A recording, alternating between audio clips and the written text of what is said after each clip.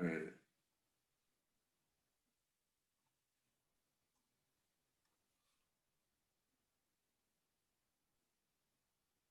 And young people running around, on Red Bull these days, as opposed to coffee. But here I am, standing before you. It's hard to believe that a little more than a generation and a half ago, chefs were considered domestic help by the U.S. Department of Labor. Thanks to a lot of recognition, the advent of food magazines, food channels, and of course through support of people like you, we now have a bona fide, recognized profession. And I'm standing here in front of hundreds of people to talk about a restaurant. It's quite unique when you come to think about it. I can't tell you how honored I am to be here. It's one of those things that someone asked you 20 years ago, where do you think you'll be now? And I thought, well, I'd have my own restaurant and maybe a really good chef, but standing on a stage at TEDx, I would never think I would be there. Who knew? But I want to talk to you about what a restaurant's all about, this connectivity, which is this theme that's running through the conference today, and what a restaurant is and how that connectivity relates to who we are and how we achieve what we achieve. I'd like to introduce you to the French Laundry in Yountville, California. This is what you see when you come to our restaurant. Why? Because this is about you. This is about you as an individual, your experience at that restaurant. But I see a lot of different things. Most of them are hundreds of individuals that are dedicated and committed to you. Only you. You by yourself. People ask me a lot of times about success. And I've thought about it for years, and I realize that success is not about fame. It's certainly not about fortune, recognition, awards. It's about memories. It's about the memories that we collect throughout our lives. And I'm sure each one of you have wonderful memories about things that you've done in your life, and a lot of that was about success. That defined success for me. And certainly one of those memories, or one of the biggest compliments I can receive, is when a guest comes to our restaurant, has dinner, and then comes back to the kitchen, or I meet them in the courtyard, and they say, "Chef, this reminds me of," and they go into this wonderful tale about an experience they had, I don't know, in the south of France, in Paris, in Italy, in Spain, or even in America. A great experience they had at another restaurant. And I can only hope that that individual goes on and has another great experience and says, "This reminds me of the French Laundry." Because therein lies the true meaning of success. But what are we? We're in the hospitality industry. I hate to call it industry. I haven't thought of a better word for it, but that's what we do. We think about hospitality as something that comes from inside, something that's innate, something that comes from someplace in the heart, something soulful. You can teach hospitality, but it doesn't have the same kind of impact as it does when it comes from someplace that's meaningful, some compelling reason. I'm a nurturer at heart. I was speaking to one of our fellow presenters last night, and I brought that up. I said, what I do is nurture people. I found out a long time ago what makes me happy is making you happy. It's one of the most gratifying times of my life. But let's talk about cooking for a moment, because that's what restaurants and chefs are all about, right? And cooking is a very simple equation. It's about ingredients and execution. I don't care if it's the French Laundry, Per Se, Daniel, Café Boulud, Bouchon, Ad Hoc, the diner down the street. It's all defined by the ingredients that they receive and the way they execute. Of course, our ingredients come from a wide source of individuals from all across the country. K&J Orchards in California bringing us stone fruit throughout the summer. Extraordinary couple who dedicated to peach trees, plum trees, persimmons. of course, Su-Young Scanlon, a young biochemist, dairy scientist, who decided to make cheese. With love of music, she names the cheese after.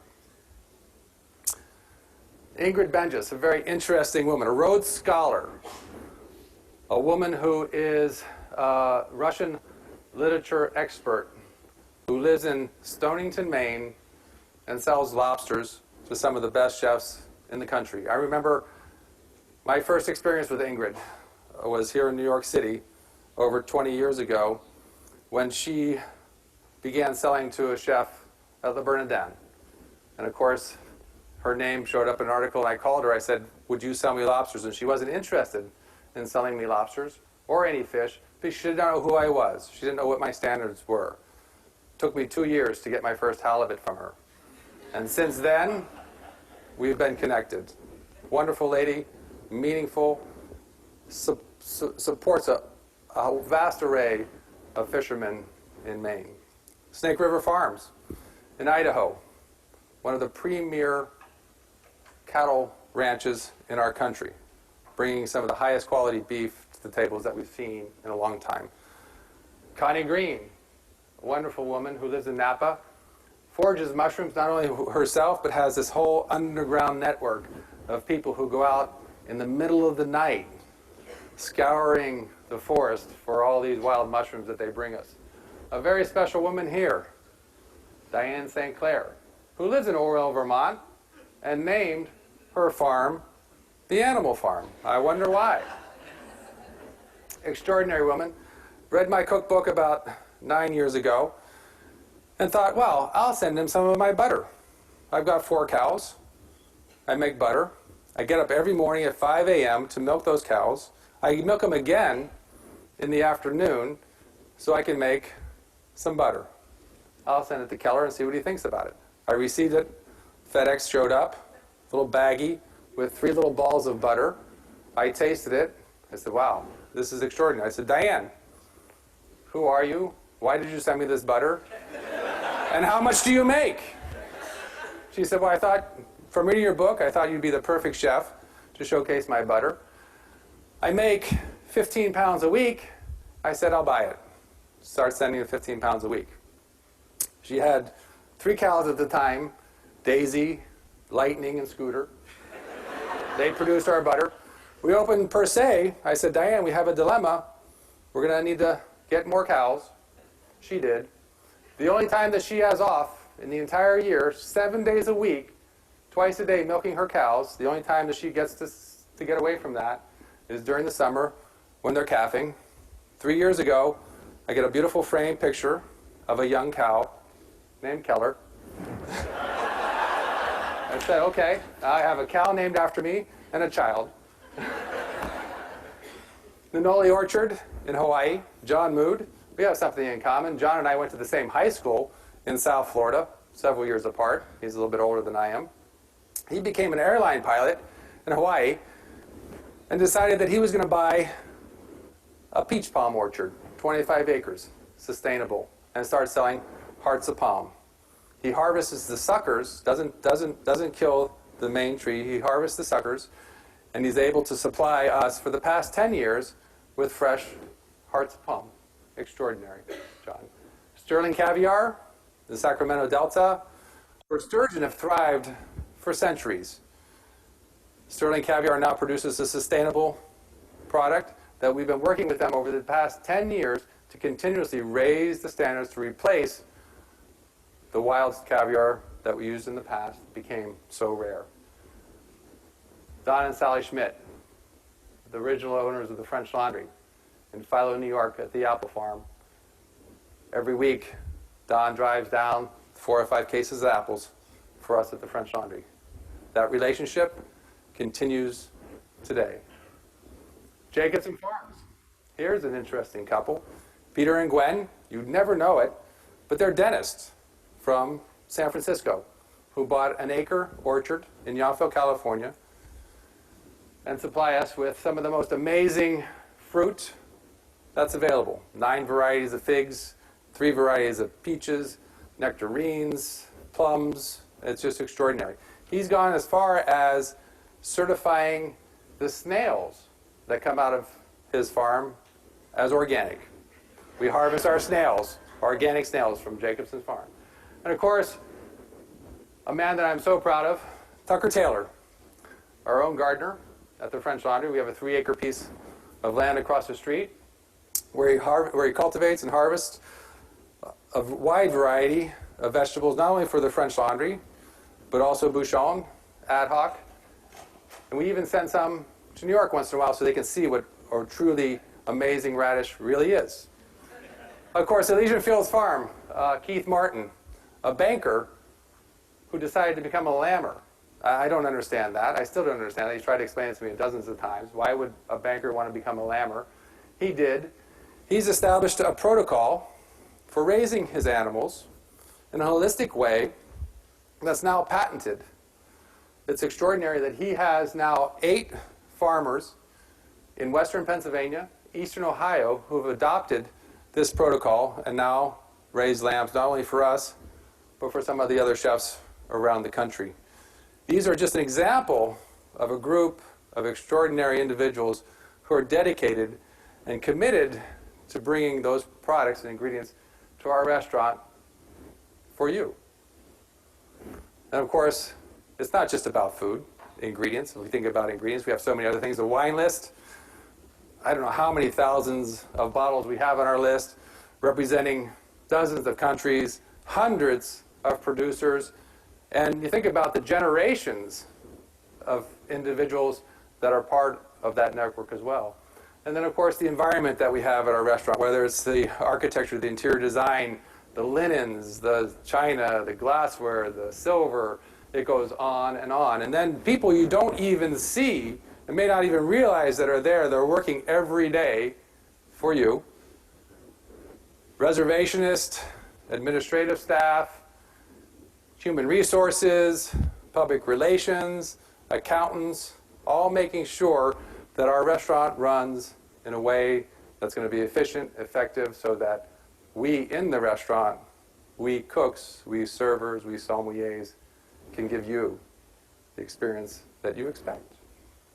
The second part of the equation, execution. What is execution? Execution is about skills, skill levels, right? What defines a great chef? What defines a great server? What defines a great sommelier is his skill level.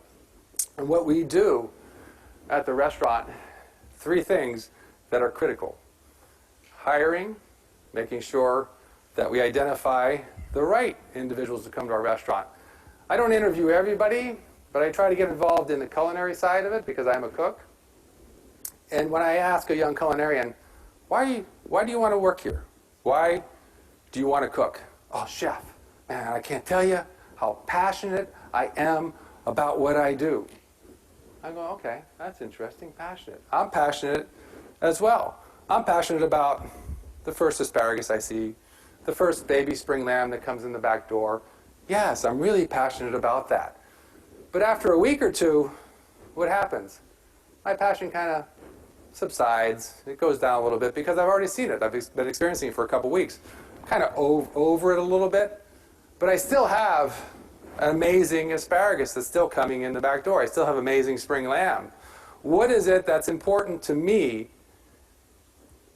in recognizing that individual that he should be working at our restaurant? Or what is it in me that continues to drive me? It's desire. Desire. Desire trumps passion every time. It's nice to be passionate, and passion is going to help move that desire higher, but when that passion's not there, what do you need? That desire, that strong sense of desire.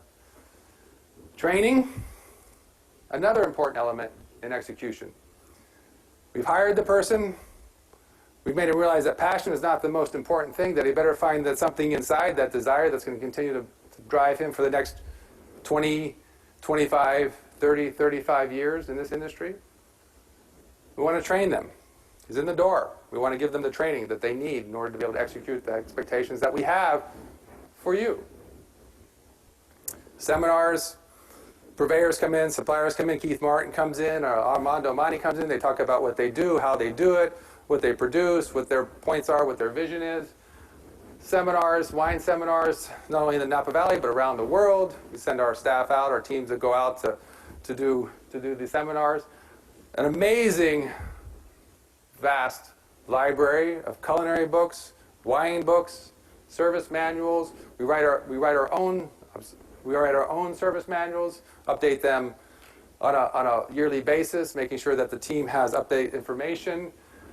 Of course, the third part, mentorship. That man on the left, Roland Hennon, taught me why I cook. He was my mentor. He's my mentor today. Mentorship is such an important part of success. We continue to mentor our staff. We assign mentors. We ask you who you want your mentor to be. It's a process that we embrace wholeheartedly. Another part is the tools. We have to have the right tools. People always talk to me, what should I buy? What kind of tools should I buy? Buy the best. Go out and buy the best, because the best will last. The best hat makes a difference. Whether it's the stove, the saute pan, the knife, the cutting board, the strainer, the spoon, I don't care what it is. Get the best. Get what you're comfortable with. It'll last forever. Leadership. Leadership.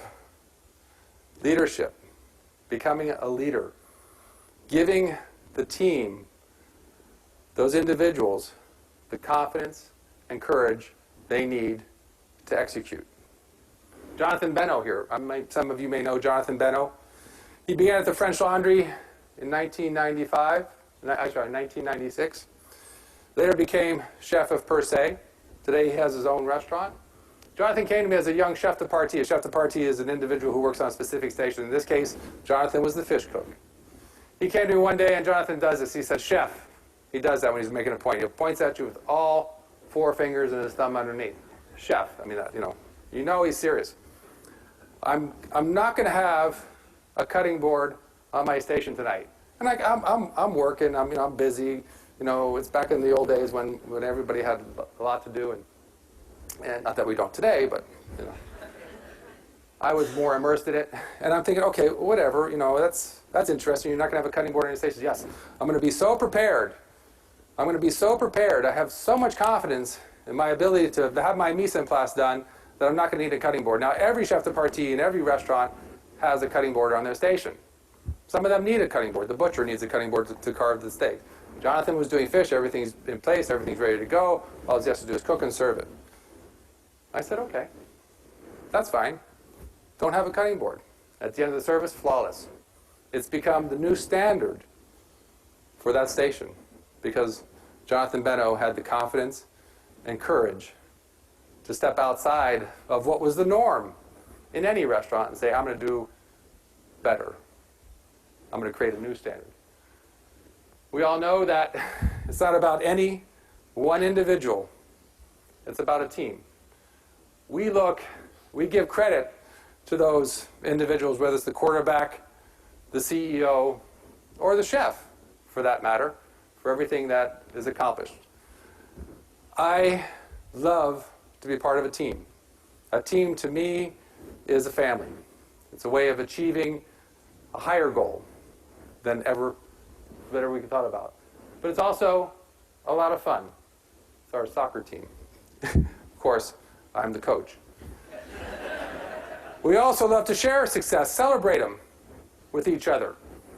Can you imagine celebrating a success on your own? When we receive an award, it's about that celebration. Let's get the champagne out. Let's pat each other on the back. Let's give everybody a hug. Let's celebrate that. I look to the San Francisco Giants.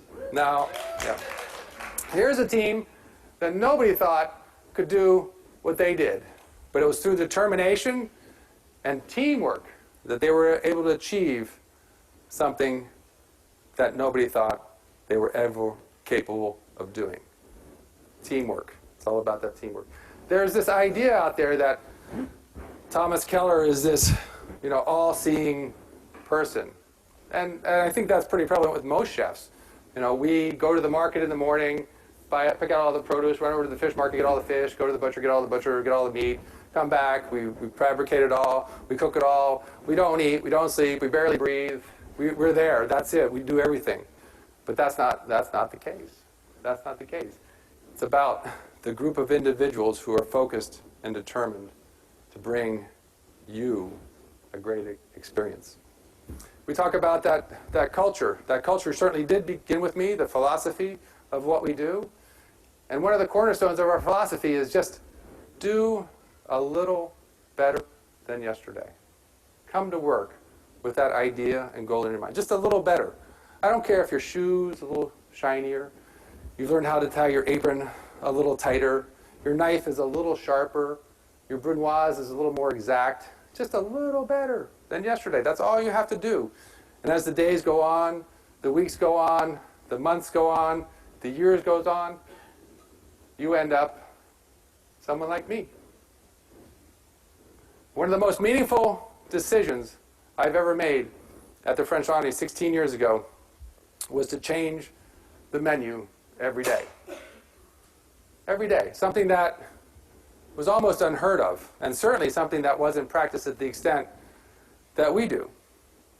We get together at the end of the night, all the chefs, the chef de parties, the sous chefs, around the table with our lists of the ingredients that we've ordered, Tucker's farmer's list, or the garden list, all these different pieces of information we have, and we start to collaboratively work on the menu for the next day. We have a rule where there's no repetition. So during the evening, someone say it's corn season, someone on the meat station say, I got corn, which means that at the end of the night, when we start to do the menu, he's already dibbed the corn because no one else can use corn. The result of that is extraordinary. That menu is outlined the night before. The sous chef comes in the morning at 5:30. He looks at the menu. He starts to verify the quality of the ingredients that are coming into the restaurant. He's able to modify the menu as we go. The efforts is extraordinary. Green tape. Just a little story about green tape. It's something that we use everywhere. Taping down the pass, taping down our menus. We tore the green tape for 10 years.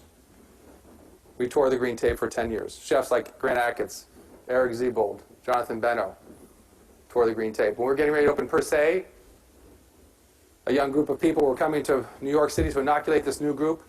I gave them a pep talk. I said, I want you to go there and set an example, make an impact. A young expediter at the time, Zion Cruel, who taped down the pass at the French Laundry every night, had this in his mind. I'm not sure what he was thinking. February 16th, 2004, he's taping down the pass at Per Se. What does he do? Pulls out a pair of scissors and cuts the tape. Jaws drop. It becomes a standard for our restaurant. Becomes a standard for our restaurant. Hiring, training, mentoring, confidence, courage, rapid rate of evolution. It's all for you. We want to make sure that your experience is one that's compelling and memorable. I've been doing this for 35 years. It's something that I focus my life on. This sat on my desk every day as I was trying to purchase the French Laundry. Having a dream is hard. Living it is harder. My biggest asset at the time was my ignorance. Had I known what I was have to go through, I never would have done it. Don't be afraid. Don't be afraid to fail. Be afraid to try. We have mentored hundreds of individuals that have come through our restaurant over the past 16 years. Our legacy is through them and what they've done in their own restaurants. People like Eric Ziebold, Grant Achatz, Jonathan Beno, Corey Lee, that continues this connection with who we are as culinarians, as restaurateurs, as nurturers, and we do it all for you. Thank you.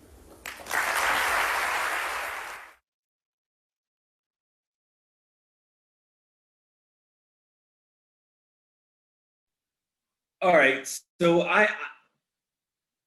hold on.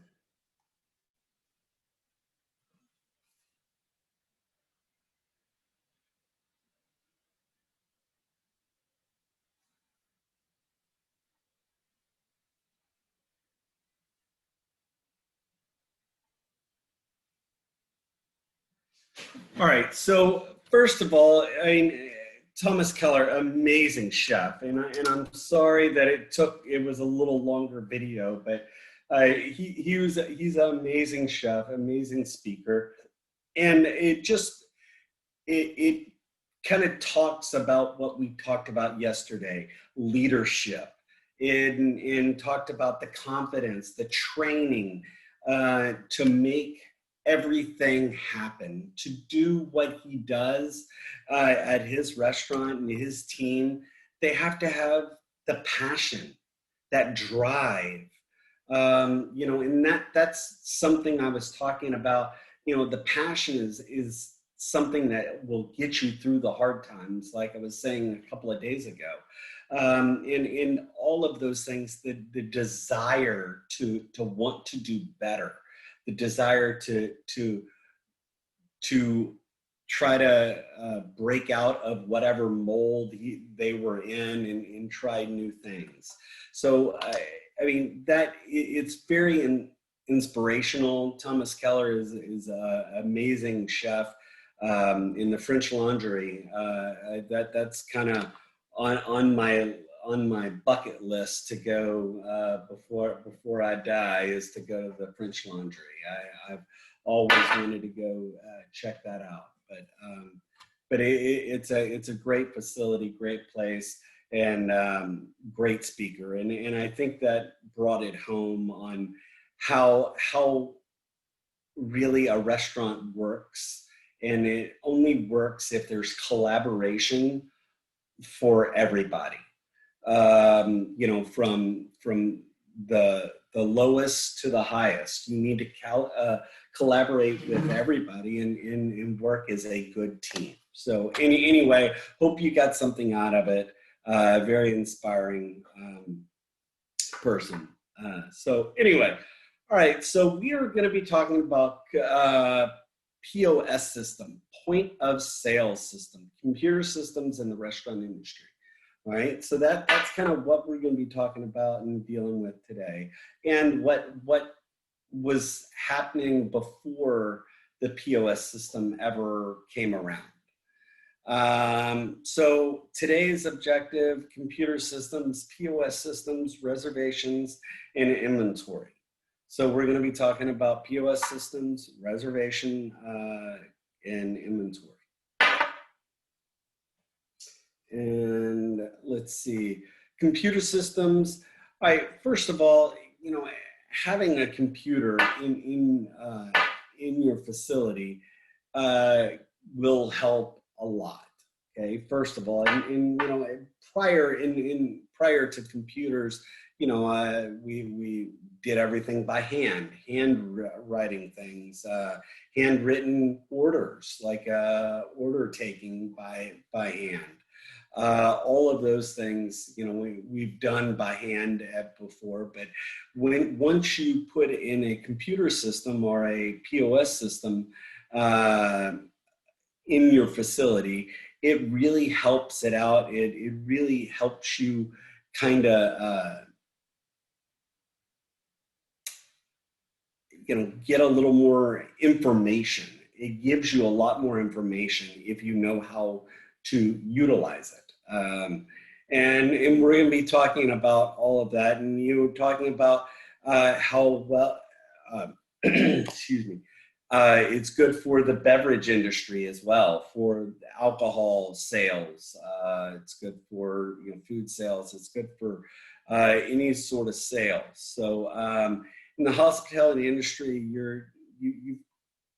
it's critical to control your cost and control the money coming in to help identify what are like items on your menu that are not selling as much. The computer system will help you identify what kind of items are selling, what kind of items are not selling. So you can kind of tweak your menu a little bit as well. But it also, computer systems are, they've got small ones, big ones, some that will deal with credit card systems and all that. Back in the days, they used to have to, run the credit card, write it down, carbon copy everything. And it was kind of a big pain in the ass. Nowadays, it's pretty easy. And it's cheaper because credit card companies would pay, you have to pay surcharges and all of that sort of stuff to use credit cards, and the surcharges are a little cheaper. But anyway, we'll get into that. But basically dealing with your the credit cards, let's see. Computer systems help manage the entire food service area around, basically from anywhere. And you can have a computer system in the back of the house, and then you can have one in the front. You can have one in the garde-manger area. You can have one, you can have multiple stations, and they're very useful. And let me see if here's a picture of what a POS system, and what is a POS system? A POS system is basically a system that integrates multiple programs and multiple things into one usable, kind of I would say a kiosk or a little monitor, if you will. But you can also have like a POS system on your phone as well. But it is a device that you can basically put in your orders instead. Okay, so the waiter or waitress goes to the table, they take the order, maybe handwrite it down, and if they do handwrite it down, they will probably go to the POS system, and then they will plug in the order directly into the POS system, and that immediately goes to the kitchen. The drinks go to the bar, printer. The salad goes to the garde-manger area, printer. So it kind of goes to every area, and you can kind of decide on where it goes depending on your facility. But it helps you. It's like a cash register, but it's so much more. But these are certain things that it could do. It could process sales. It could track inventory. It could, calculate tax. It can track employee hours, vacation times, being attendance, handle payroll, track sales history, excuse me, and calculate price or like discounts or coupons and so much more. Okay, but it's only good as what information you put in there. So, but when you're talking about tracking like inventory, for example, and I think I talked about this maybe on day one or a couple of days ago, whenever it was, but talking about inventory of like for a POS system, let's say I only have 5 steaks and it's a steak special, and I only have 5 steaks left. And every time a waiter or waitress orders a steak, it will count down. Then it'll say, I'll have 4 steaks now, and then it'll count down and do that. And just so where you have an idea of, how many steaks you have, where is it going? And so where, let's say at the end of the night, it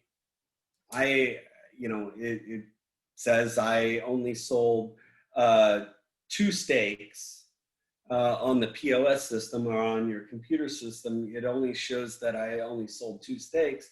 But when we're counting all the steaks and on the grill station, and they only have 1 left, well, where's the rest of them? What happened to them? Where did they go? I don't know. So, and that's kind of the deal is of, it helps me identify where things are, where if we're missing something or whatever else, and it helps the front of the house people and helps the customer. So where the front of the house people can tell the customer, hey, I'm sorry, we only have one more left. If you would like it, you need to just let me know now before we sell it or whatever else. So everybody kind of has a good understanding. You can clock in and clock out. Most places, especially fast food places like McDonald's or Taco Bell or any of those places, I know that their individuals or their employees, they clock in and out on their POS system. And it's just kind of integrated into the POS, and payroll, same thing, is integrated in there. And so where, let's say you have to log in to, if you're a wait staff or whatever else, I can track your time that you're working, all sorts of things. There's so many different things you can do with it, but it helps integrate your system, and it helps with a good flow of the industry. Prior to that, we had to, the wait staff would have basically a little pad of paper with a carbon copy paper. So they would take the order. They would have to take one of them, give it to the salad people, give it to give it to individuals. Here, they go to one kiosk, they plug it in, and it goes to all the places. It goes to the bar, it goes to the, wherever it goes. So we don't have to, and that takes less time and energy, so I can, utilize my employees for other things as well. How does a POS system work? POS system has hardware, a printer, a cash drawer, a terminal, a software. Basically, it's how does it work? It's like your computer. It's like your phone. It's like anything else. It's set up. It's integrated. It's Wi-Fi capable, wireless capable, Bluetooth capable. A lot of times now, instead of handwriting menus, some waiters will have their phone, and they can just kind of plug in where their phone can log into the POS system, and it can be an extension of the POS system itself. So there's many things, but a POS system is very important. All right, mobile POS system. You've got, especially now, what are some small ones that that are out there nowadays? Square is one. Toast one? Toast, I think, and there are a few other ones, but they're making it very easy to, especially now during COVID time. I know there are places that, would prefer not to get cash and would prefer to have credit cards. Why? Just because less having to deal with the dirty money or whatever else. It is what it is. But the issue is these things are getting more and more popular, and this, like Square and Toast, all of those are even, they're cheaper than like having to deal with certain other companies, because a lot of the other companies will charge you a lot more on rental fee or whatever else. So you've got to really kind of figure out what is best for your facility and what is best for you in your business. If you have, for example, has anybody ever been to the Cheesecake Factory? I'm not a big advocate on that place, but it's such a big facility, It's a big area, and when you have a big like a big restaurant or a restaurant that's a very large size, using smaller handheld devices so your wait staff doesn't have to go to a POS system and waste that time walking from here to there. Sometimes a good handheld ordering device is really handy because it saves time and money. Because again, I'm paying for those wait staff to walk from that table to the POS system and back. So if I can eliminate a little bit of walking, a little bit of time, I can save myself some money, and I can utilize their time in other ways by rolling more silverware, by doing other things, right? And getting other stuff done. But mobile devices, they are very, very easy to utilize.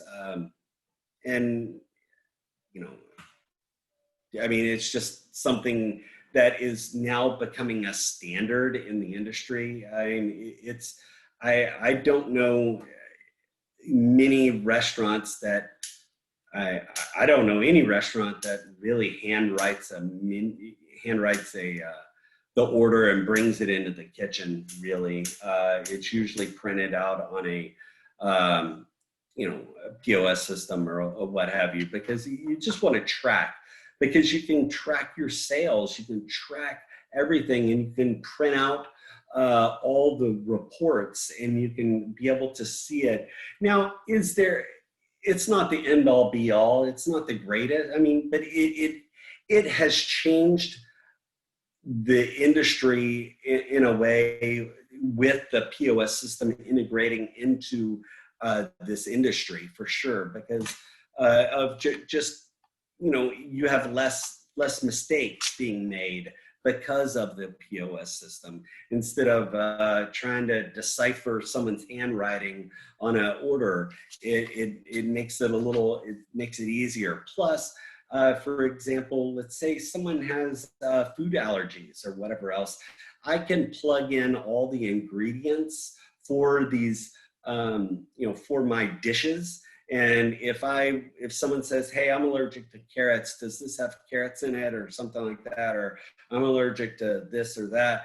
I can just, I can go to the POS system, print out the little synopsis of what's in the recipe, and I can hand it straight to the customer, and they can decide for themselves if they want it or not.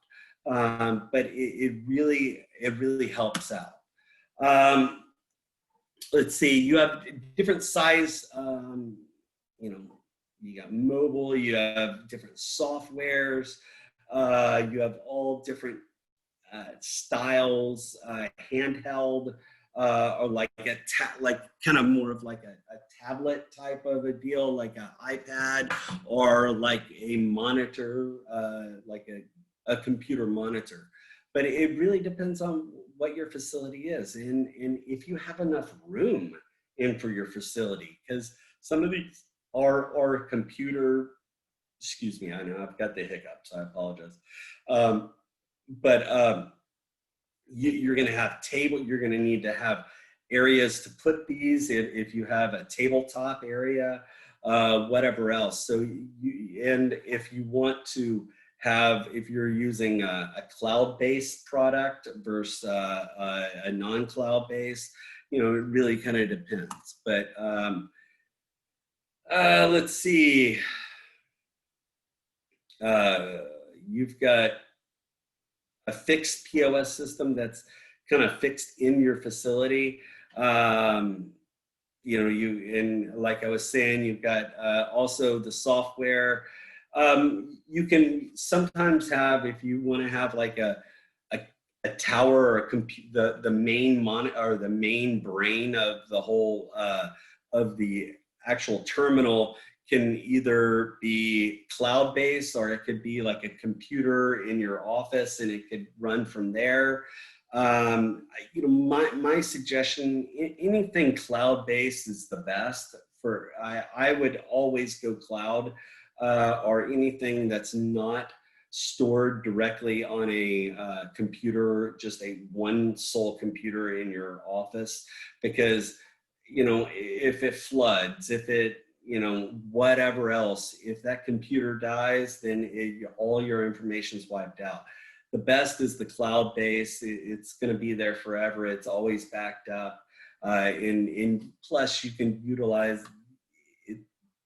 I think that's the ideal way. But again, cloud-based product is expensive, or more expensive than just a non-cloud based. So it's up to you, and it's up to what your budget is. I mean, really, it's not really up to. It's up to whatever you can afford in your restaurant. And again, you've got to shop around. Self-serve POS systems. All right, guys, y'all need a break. Let's take a 10. Do you want to take a 10-minute break? Let's take a 10-minute break. Come back in 10 minutes. Cool. Hey, Chef, I was here at 6 o'clock. Who said that? I'm sorry, I don't. Kamari. Hold on, let me stop sharing. Who said that? Kamari. Kamari? Okay. Yeah, I was here at 6. Okay. Did I? I was just, you Did I? you missed me, but I was here at 6 and I just wasn't. I didn't have my Okay, headphones in. no worries. Thanks, man. All right. Thank you. Cool. See y'all in 10 minutes.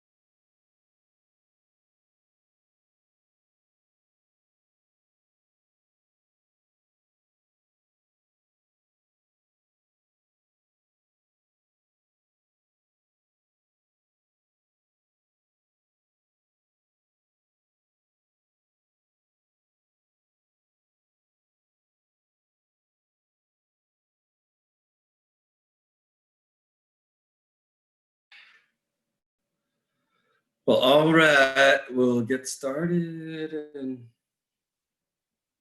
let's see.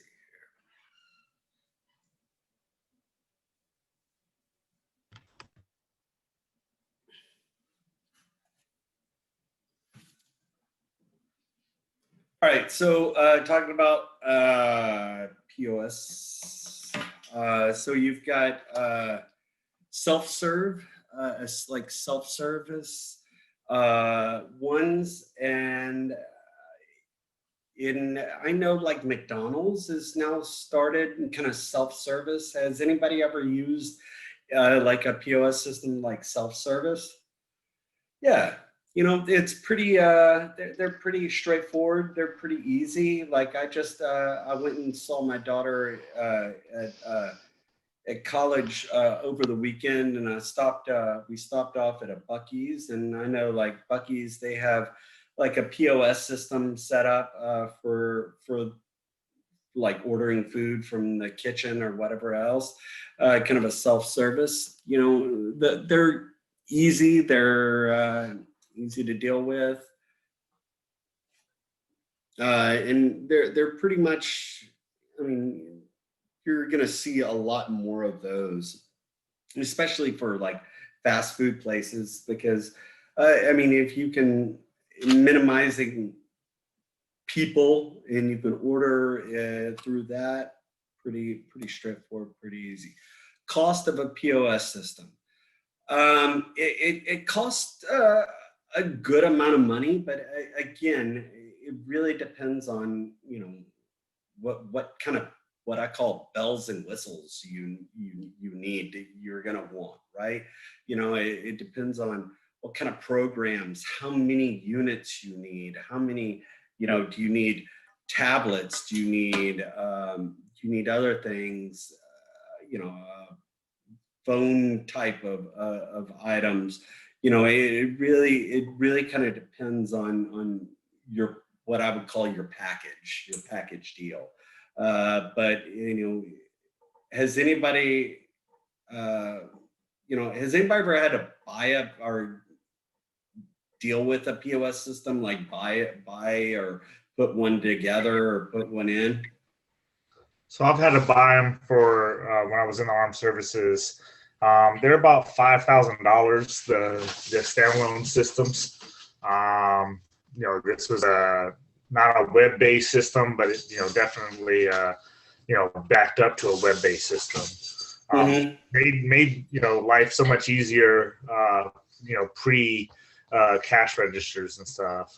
Yeah. And lets you do all kinds of tracking. By the hour, by the customer. Ticket prices. Do a lot of averages.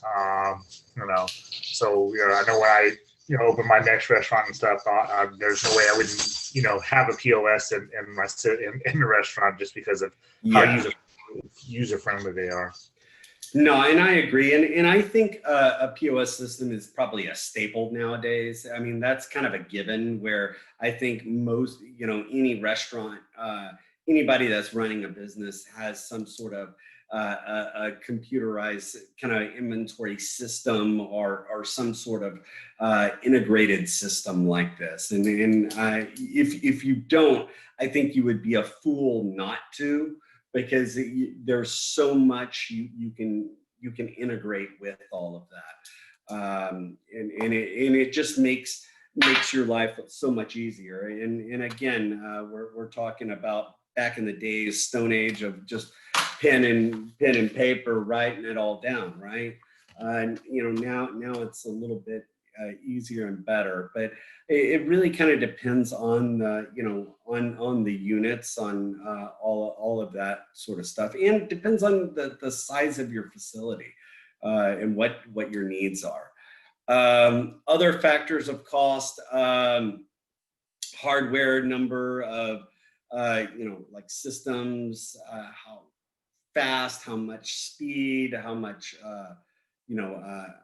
how much room you kind of need for, or I'm sorry, not room, but memory, like memory you need, and all of that sort of stuff. But those are kind of things you kind of look for. But you also have, the POS system is kind of the main thing, but you have like employee scheduling. You can have a scheduling program on there. You can have a phone ordering kind of a integration. You also nowadays there are like mobile ordering devices, where if you have an app or a way where you're ordering stuff, people are ordering stuff online, it'll automatically integrate into their system. A reservation system itself, and again, you have certain, you have what I would call free reservation systems, kind of like Open Table or whatever else, are that you can utilize, or have a integrated system into your POS system itself. But nowadays, I mean, you have so many different things you can I guess different sections you can get. I mean, here also you can get a video system, surveillance system set up, in certain areas as well with the POS system. So there's a huge integration. You can integrate it in many different ways. You can utilize it. I mean, I've seen a POS system actually control how much liquor you pour out in a bottle. And so where the liquor spout is kind of, you put it on the liquor bottle and it's got a little cord and it's connected to the POS system. So where it won't pour unless it's rung up on the POS system. So that helps you with people doing extra pours, or pouring too much, or managing your alcohol content as well. So that there are many different things you can do, and it's up to you on what kind of system you want, what kind of what I would say control, because realistically, if you want to be a chef, you're going to be a control freak in a way. We're all control freaks in the industry in some way, but we need that control. We need to control how much liquor people are pouring. We need to control all of that. Why? Because it's all about the money. It's like that little title yesterday. It's all about the Benjamins, right? It's all about the money, right? That's what I want. I mean, we're here to make money, not lose money. And this right here helps you identify where you're losing the money, helps you a little bit more on identifying where you're losing the money or where you're making the money. It really kind of depends on what it is. But yeah, I mean, a system like this will help you in your facility for sure. And again, I don't read verbatim, but I'm going to skim through it. But, like we've already talked about, you have kind of an iPad terminal, if you will, or a retail, like in restaurants, you have, I've seen just like a phone, kind of a handheld one where, they're all logged, waiters or waitresses just grab this and this has got it in there, bam, bam, bam. It's easy, it's done. But multiple different ways of getting it done. Now you usually have one main terminal or somewhere, or like a side terminal, usually somewhere where there's the money drawer is, or somewhere where the till is, and so you have to ring it up and you get the change or whatever else and you bring it back to the customer. But I've also seen where, especially now, if they have a handheld device, you want to check out, okay, here's card, you run it, or hey, sir, can you put your card right in here? And they do it straight at your table. And that's easy as well. And plus, it gives it gives the customer a little more security when it comes to their credit card. Because I mean, back in the days, you know, and even still, people steal credit card numbers, right? You know, this, if you're not, you know, this, if you're doing it at the table, it gives the customer a little more security with their credit card and their information as well. So you don't have, I mean, here's a good example. I mean, of what happened. I mean, yesterday, my wife asked me to go get her oil changed in her car. I went and did it. I came, started leaving, and then and the guy that, you know, because you're sitting in your car and not leaving your car anymore, and the guy just left my credit card in his pocket, because he went from his terminal way over there, put it in his pocket to bring it over to me, forgot it, and then I had to go turn around and get it. So that security of doing it at the table makes the customers feel better as well, as well too. But let's see.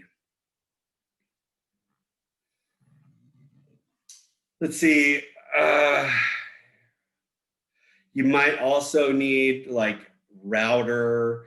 You might need to think about if you're going to be getting one. Do you have good Wi-Fi? Do you have good internet service? You know, all of those things. Does your facility have it?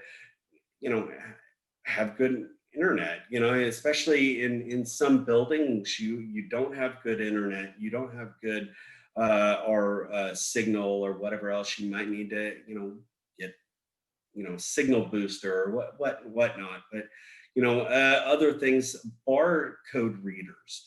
You know, I think if you have a POS system and you're not using it in an inventory system, and you're not utilizing it in that area, you're kind of, I love doing inventory when you have a barcode reader and you can just kind of scan stuff and it'll automatically get brought. Because again, anytime you put pen to paper, right?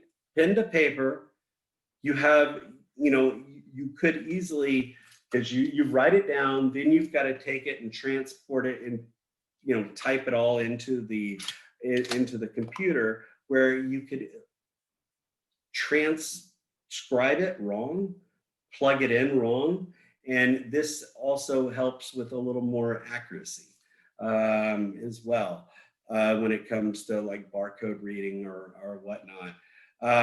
Extra kitchen printers. Guys, if you've never worked at in the industry, that printer is going to be your nemesis. That printer is going to be your nemesis. You know, it's either you're going to hate it or you're going to love it, and it's a love-hate relationship with that printer, because one day it's just printing thousands of tickets, and then, you know, it's crazy. But it's the printers, making sure that, you know, the printers are connected right. Make sure that you have them all there. Make sure that you have extra paper, printer paper. Oh my God, you know, I mean, there's been some times where, you know, we've all of a sudden run out of printer paper, and then, oh my God, we don't have any more. Then and it's like, what do we do? And people don't remember what to do when the POS system breaks. Because why? Because we haven't shown how to handwrite stuff anymore. But it's all about training. Make sure you train your employees to, if the power goes out or if the POS system goes out, this is how you do it. It's all, you know, you just got to make sure you train, or have a backup generator, have something. But make sure it is accessible and usable, and that's an extra cost as well, or a battery power or extra generator or whatever else. I did a break a little early, so I'm going to push past that.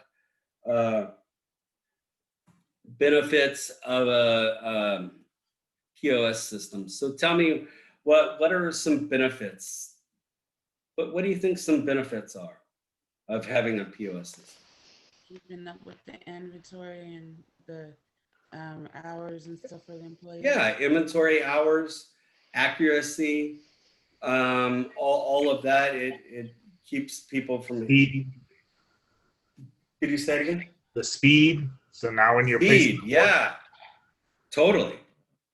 All of that. Anything that I mean, that's a benefit. I mean, anytime you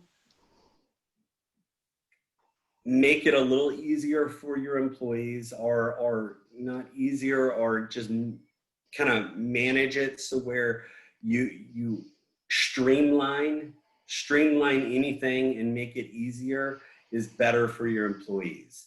Anything that you can kind of streamline is the best, because employees and people don't like to do things that are difficult or whatever else, and POS system helps out with everybody. But again, it's a staple now. I mean, it's something that I would never have a restaurant without a POS system or some sort of ordering system like that. It tracks sales. You can have high volumes of cash, credit cards every day. You name it, it will automatically, because there was a point when you run credit cards, you kind of run it, but it doesn't automatically completely go through. You have to kind of finish it up, and this will kind of do it all for you and just kind of finish it all up. In Moonshine, y'all have, I mean, y'all use that all the time, right? Yep. Okay. And y'all use the, when you tracked your food sales, all of that, did you see any of the reports that you would get from the POS system, like the Yeah. sales We mix actually had, so we had our server, our back of house computer, but I think about 2 years ago, we implemented this app that would be on our phone. So we could track labor and who's clocked in, who's clocked out, Nice. Sales, projected forecast, all of that. Nice. And it makes it so much easier to be able to manage your team in your group if it's integrated, because you can tell who's clocking in late, who's clocking in early, who's still clocked in whenever they're gone. Exactly. And that is all, it's all about the money, guys. 100% about the money. I would spend $10,000 for this system because it's going to make me money in the long run. It's going to make you money because you can it pays for itself, basically. Yeah, exactly. I completely agree. But you can deal with multiple things. You can, credit cards, you name it, cash, but it will generate, sales, all your sales, and then I can identify, and I can kind of set it up so where I can say, okay, what were my sales at, average sales for at 6 o'clock in the afternoon. Now I can find out how much from 6 to 7, what is, average sales, or I can find out anything. But this also helps me with my forecasting of what I'm going to do next year or the next day or whatever else. So this helps me forecast of what's going to happen the following day. And that's in how we forecast is by using all that data that we've acquired from the POS system, and say in what I usually do, and even Prior to that, you could write, what's the weather? What's the weather like? What's going on in Austin, Texas today? Whatever else, so I can kind of be able to forecast what's going to happen on, this day. What's the day? The 30th, September 30th of 2021, or, and instead of, for the next year, I can kind of forecast my sales as long as I kind of understand what's going on and have a count and all of that. So it helps me with inventory, forecasting, all sorts of things, credit cards, your cash, tracking your employees. It's, it's, I don't know if it's hassle-free, but I mean, because I mean, you do have to, sometimes there's when it goes down or there's something, it's a pain in the butt, but it does save a lot of time. It saves a lot of time for customers, because the customers, if the wait staff has to walk 50 feet away, and if they're walking 50 feet and they have multiple tables asking, hey, sir, can you get this? Can I have a drink? Can I get this? And they're still walking to go pay to run a credit card. They can just run their credit card right at your table, saves time, makes the customer happy because they can move, they can get done, and just move on with their day. So where it just makes it so much easier. Better management, managing inventory for sure. I mean, I've been at places, and some places like military, a lot of times they do this of like, it's a scan in, scan out type of deal. When you are taking something out of the commissary or the storeroom or whatever else, you've got to scan it out. And when you scan the barcode out, it will take it out of the inventory and move it into a different inventory, or I can transfer this one item to another item. So it's better integrative of inventory. I can put my inventory directly into the, and I can say I've got, 35 steaks, and it can count down every single time I lose a steak, and it'll tell me, I can set it up so where when I'm down to 10 steaks, that'll pop up a little icon or pop up a little note saying, you need to cut more steaks or whatever else. You can set up reminders, all of that. So, or you need to order more of this, or you need to order more of that. Just kind of integrate your inventory into it, because the most important thing is you don't want your employees to be taking food. Okay, you don't want your employees taking the food.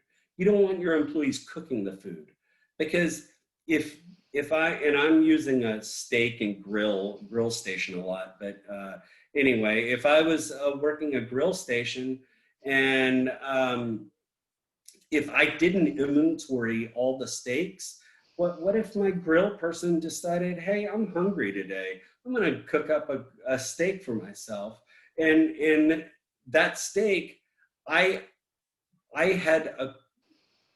already decided that steak is to sell, not to feed my employee, right? So I've already lost money if my employee eats it. So where I need to make sure that, or let's say, a waiter or waitress drops a plate, right? And we have to remake a plate.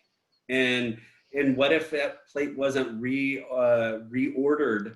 And then I'm like, okay, where'd that extra steak go? We're missing a steak. Where'd it go? I can know exactly where things went. And it's a lot easier. Anybody had to deal with stealing?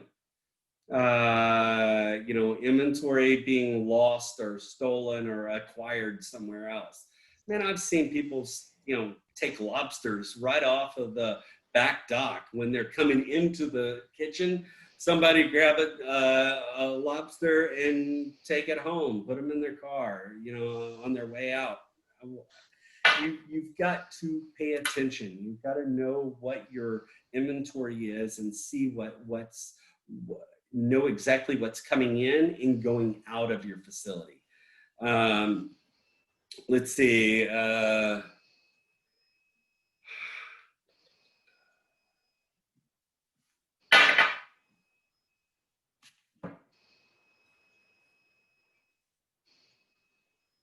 A huge benefit of the POS system is the reports. We've kind of talked about that.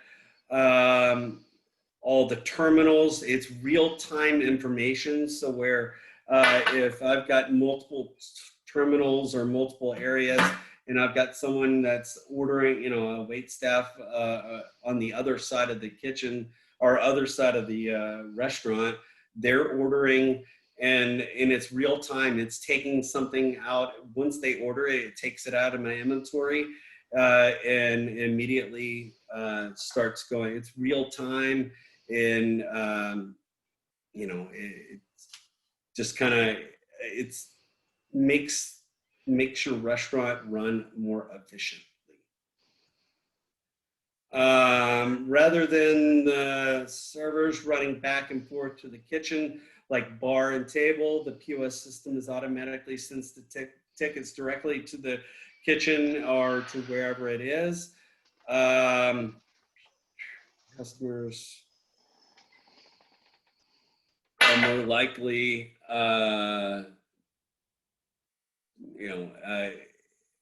their food is going to be delivered on time. They're, a little bit more, it's just, and I can't beat this dead horse enough. And and I'm saying that I just keep repeating myself of basically a POS system is something that you really need to have in your restaurant if you're going to be running a effective in a restaurant. I would say you would need one. Okay, now when you're dealing with your menu on a POS system, now there's also especially nowadays there's a what is the RG, what's that code where it's like the barcode where I can I can QR go code. QR, thank you. QR code. I can get now like at restaurants, instead of giving out menus, they give out like a QR code so where it'll pop up, and then I've seen it pop up, and then it'll and you can order your food that way from their online platform. And you can integrate that QR code in with your menu onto the actual devices, and so where you can kind of see the descriptions, all of that sort of stuff displayed right in front of you. It's something that I think is going to be integrated in probably every restaurant. QR codes, in all of these things, and just think about all the things that are going to be coming out after COVID and all of that on how to just distance yourself from people, and you're not touching other people's stuff. You're going to see this a lot more. I think menus being more integrated into QR codes and integrating into the POS system as the customer can get into it. Let's see, it's faster checkout process. Again, safety for the customer's information, as well as it makes it so where the wait staff is not in having to walk around with large amounts of money, or whatever else. They're just kind of dealing with it right at the table. Guys, I'm sorry. My dog is like whining and needing to go out. Can we take 5 minutes and I need to take out my dog? Are y'all good with that? Yeah, that's I fine. apologize. I'm sorry. Go ahead. Sorry, guys.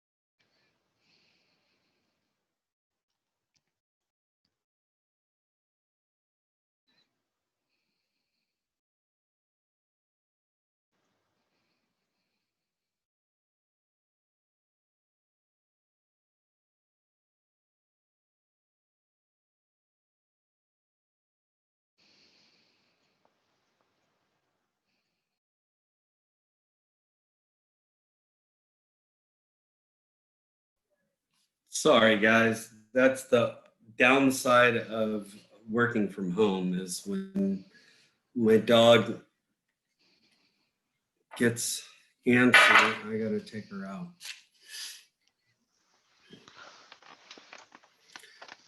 All right.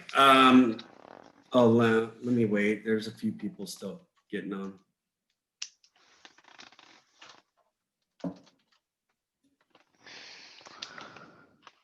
My apologies.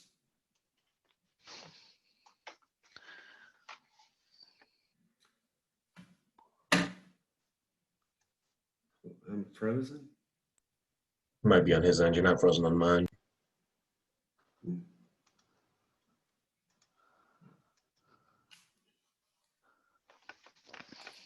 Now, I do know that my daughter's got 2 friends at our house that are going to be logging on in a little bit to go to school. So I've got,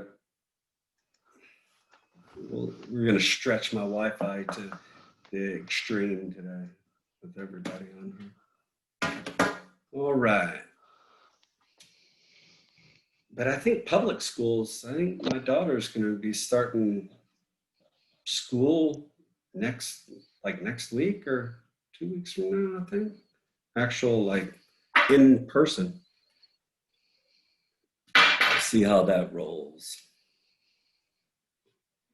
All right, so effective menu display.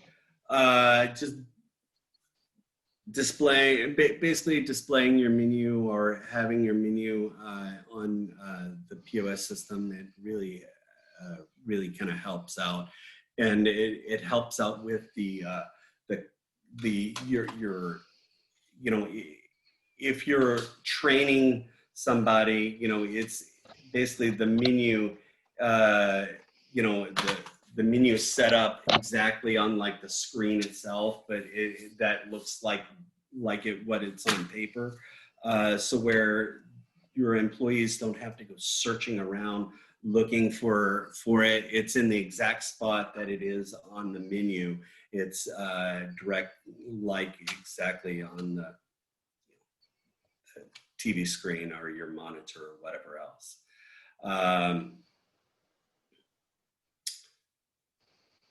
Streamline accounting. It really helps out with your accounting.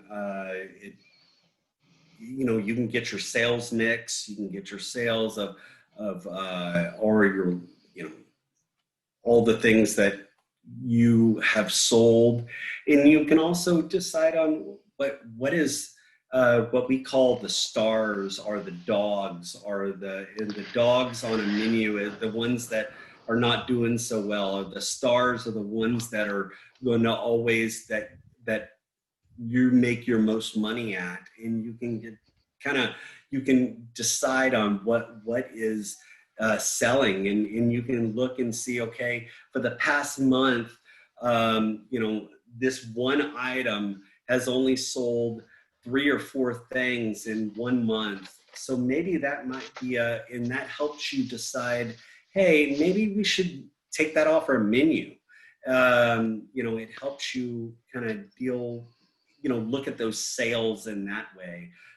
Because if you didn't have the POS system, it would just be all on handwritten, and you're not going to have that accounting, procedure, or the procedures in place.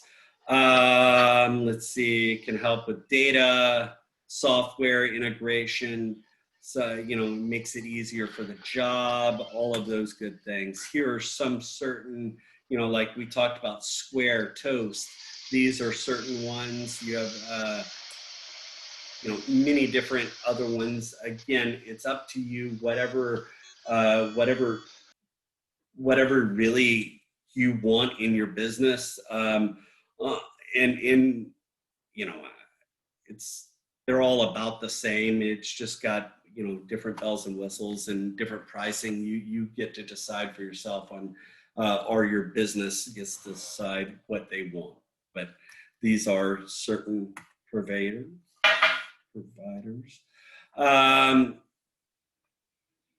How to choose the system provider, it's up to you on your restaurant, your facility, what you need, what your staffing need is, what your budget is, what kind of records do you want to keep, what kind of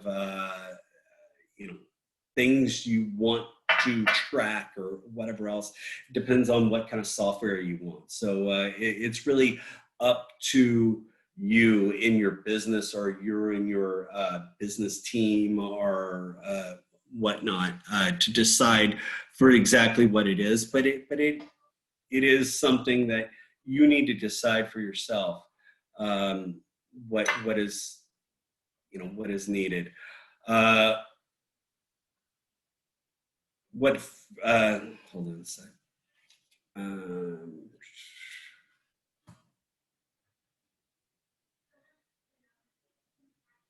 How to choose the right POS system provider.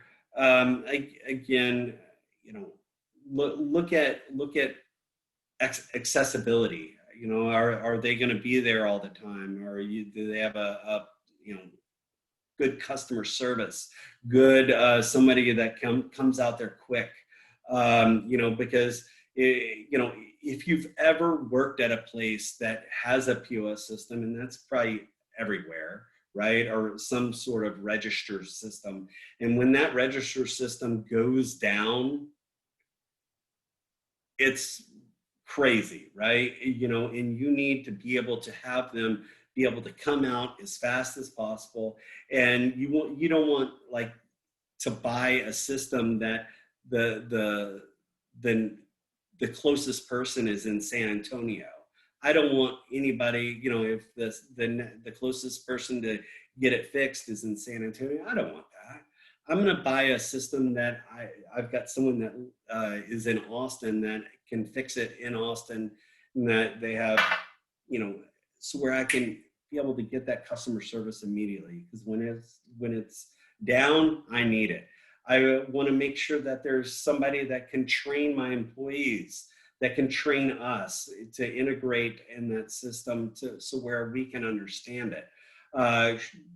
Train me on how, or train you or whoever the management team is on how to plug in all of that information and how to get that data, and how, once you get that data, how you could manipulate that data to make your business more successful, and make your business grow, and also, you know,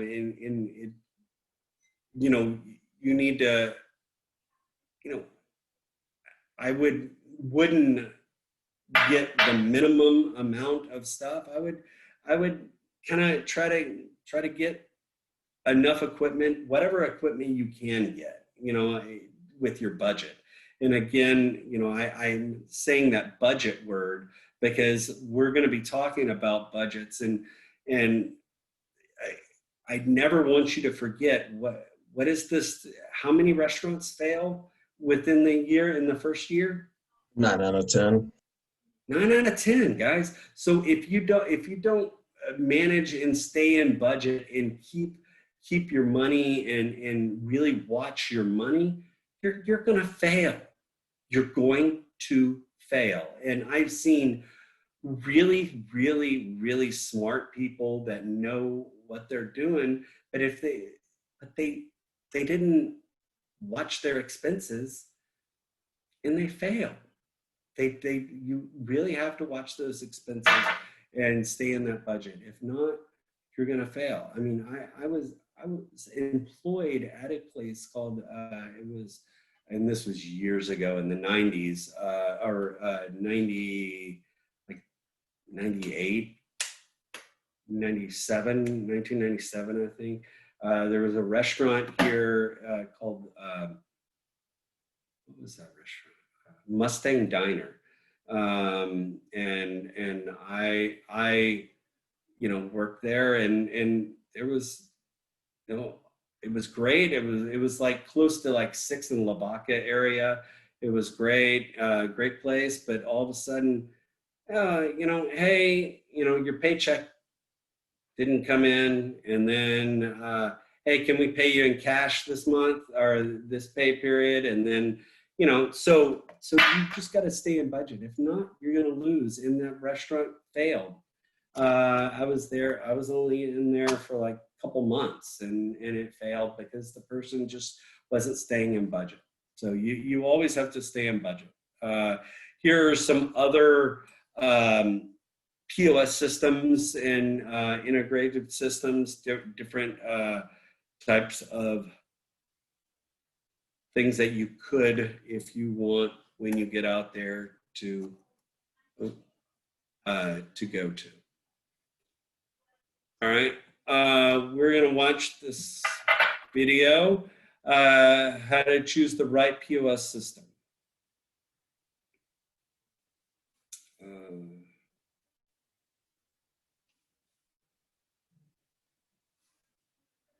Hold on 1 second.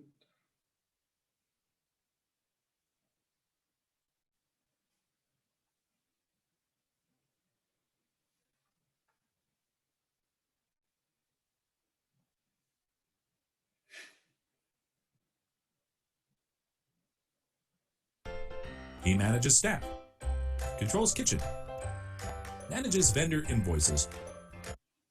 With all the POS systems out there, how do you know which one to pick? There are so many to choose from. This video, I'm going to help you decide what POS system might be right for your new restaurant. If you haven't already, go ahead and click on the subscribe button so I can update you as soon as possible whenever I release new content. If you're watching this video on YouTube, Finding that subscribe button shouldn't be a problem. Go ahead and leave a comment. Like this video by smashing that thumbs up. Go ahead and click on the little bell. And if you're not watching this video on YouTube, if you're watching it on my website, then look in the bottom right corner for the Restaurant Boss logo. Click on that and you'll be able to subscribe to my channel. Go ahead and do it. Have you clicked on it yet? Go ahead and click on it right now. Subscribe. Awesome. Thank you for subscribing. My name is Ryan Gromfin. I'm an author, speaker, chef, restaurateur, and I'm the founder of therestaurantboss.com as well as cookbacon.com. And that's right. What POS system is right for you? With all the POS systems on the market, how are we ever going to decide which POS system is right for you? Well, I'm not going to make a specific recommendation because I don't know which one is right for you, but there's 3 criteria that I look at when deciding on a POS system or helping a client decide on a POS system. The first is hardware. Pretty much right now, the choices are tablets or full-on computer systems. Me personally, I don't really want to get involved in a POS system or a POS company that has their own proprietary hardware as far as like, you can't use your computer, you have to use our computer, or you can't use your tablets, you have to use our specific tablets. While some of those exist that are great, it just makes it a little more difficult for me. So that's kind of the first thing for me. But for you, you just got to pick. Look, if you're more of an Apple user, then go with something that works on an iPad. If you're more of a PC or an Android user, maybe look at something that runs on an Android type tablet, like a Samsung tablet.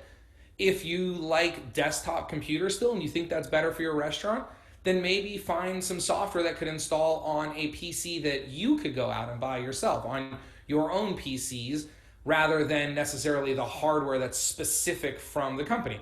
There's always exceptions to the rule, but that's just sort of my first criteria is what hardware is going to work the best for you? Do you need kiosks? Do you need self-ordering? Do you need tablets? Do you need phones, right? Those are all things that I would look at. But that's first and foremost. If you don't get the right hardware package, the software isn't going to really matter. So then the next thing that I look at is the software itself, the features, the benefits. Does it have the things that you need? You're never going to find a POS system that has exactly every single feature that you want, exactly how you want it. So make a list of the 5 or 10 features that are absolutely critical or crucial to your operation and start there. Now, the third thing, assuming you've got a hardware platform that you like and you've got a software platform that you like, now it's going to come down to the last factor for me, which is credit card processing. A lot of POS systems are fooling you into believing their systems are inexpensive because of the way that they process credit cards. They're locking you into their processor, and they are getting a very substantial kickback for doing that. Now, there's not necessarily anything wrong with that if the rates they're giving you are good rates and they'll guarantee them. However, most POS companies won't. They may give you good rates, but they won't guarantee them, and then your rates will hike. And now that you've just invested in all this hardware, you have no choice but to process through their processor. Now, in exchange sometimes for potentially higher credit card rates or a non-guaranteed credit card rate, they'll give you very large discounts on the software and the hardware. That's something you have to weigh out. If capital is tight for you, you don't have a lot of money to invest right now, then maybe going with a POS system like that will be better for you. Very little bit of money up front, you're going to pay a little bit more on your credit card processing over the long haul. But if you've got some money to invest, I would highly suggest that you look at a POS system that will allow you to bring in your own credit card processor, or at least the freedom to change at some point if you want.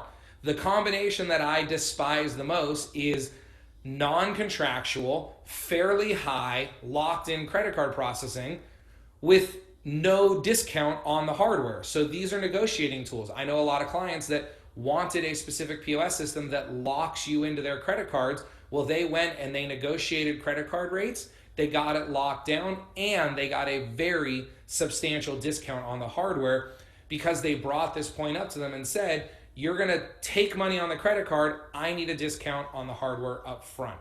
So again, knowing the rules of the game will help you, but when I'm looking for a POS system or helping a client find the right POS system for them, the first thing I'm looking at is hardware, then software, features and benefits, and then how do they process credit cards. Hope you enjoyed today's video, and I look forward to bringing you another one just like it. If you haven't already subscribed to my channel, please, if you're on YouTube, go ahead and subscribe. If you're watching this back on my site, click on the logo in the bottom right corner and subscribe to the channel so I can get you more great content like this as quickly as I release it. Have a wonderful day.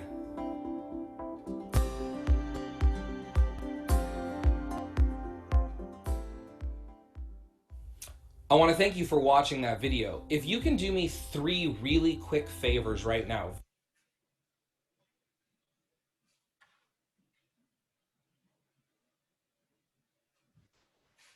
All right, so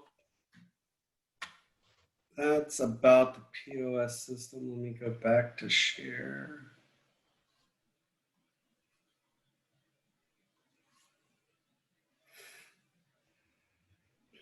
Was it real laggy? Did it lag? No? Nah, not really. No, I didn't lie. Not No. much. All right, okay. Whenever I play it, I'm afraid that it might be all laggy. All right, so automated reservation system. All right, now, what did someone can unmute themselves. Well, how did before we had like Open Table or any of that sort of stuff, how did we make reservations? Get called into the restaurant and get someone there, then they write it in their reservation book. Okay, all right, so you had to call, right? So you would have to have someone that would that could answer the phone, right? At all, you know, in most restaurants, they didn't have someone answering their phone 24 hours a day. So you would only have a certain amount of time to call in for a reservation. Well, now we can make reservations for, you know, anywhere at any time just on Open Table or some sort of other kind of a reservation system. There are multiple other ones out there, but I'm using the example of Open Table. But and also there are integrated reservation systems before Open Table. Before all of that, they had the POS systems had a reservation system in it, but you know, you would still have to, you know, someone would have to call up or whatever else, and you would plug it in. But now with that, has anybody work at a place that uses Open Table or uses a kind of a reservation system, something like that? Yeah. Definitely. Yeah. Yeah. So, you know, having it gives the customer a little more freedom to be able to make reservations whenever they want to. So an automated reservation system is a great thing. And plus, hey, I eliminate having one person. I eliminate a person. I don't need someone to answer the phone and do reservations anymore. You know, if all reservations are on Open Table or whatever else, and it makes it so much easier. And having a reservation system also helps you forecast what you need, because if you already have it kind of integrated in, you can kind of get an idea of what kind of sales you're going to have.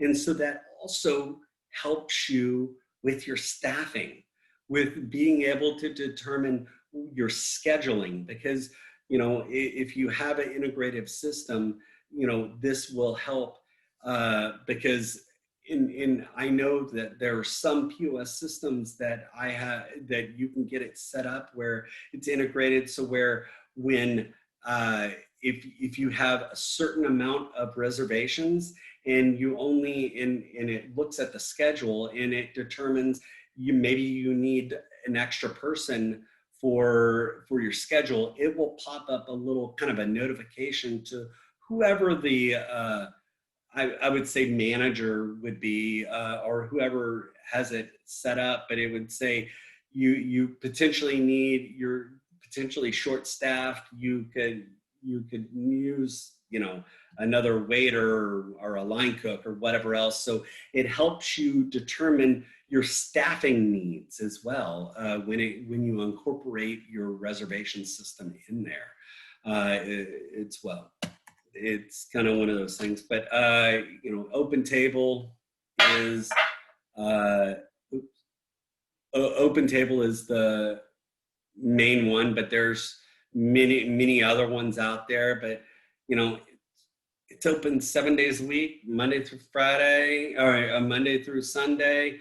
24 hours a day, 7 days a week. It never shuts down, so people can make reservations anytime, anywhere, and that draws more business because if people want to make a reservation at midnight, fine, let them make a reservation at midnight, at 1, because I don't want to pay a customer or an employee to answer the phone, nor do I want to kind of a phone service or whatever else, because back in the days, phone services trying to get reservations is a pain in the butt.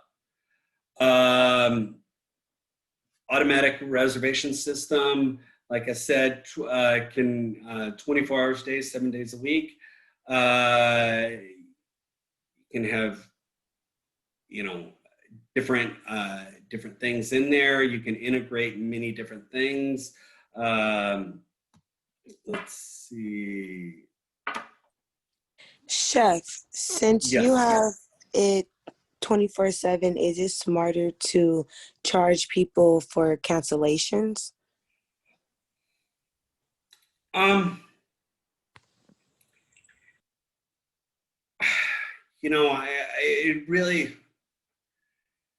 I don't know. I very rarely will charge because a lot of people don't like, it kind of depends on the facility, but I think when you charge people for not coming in,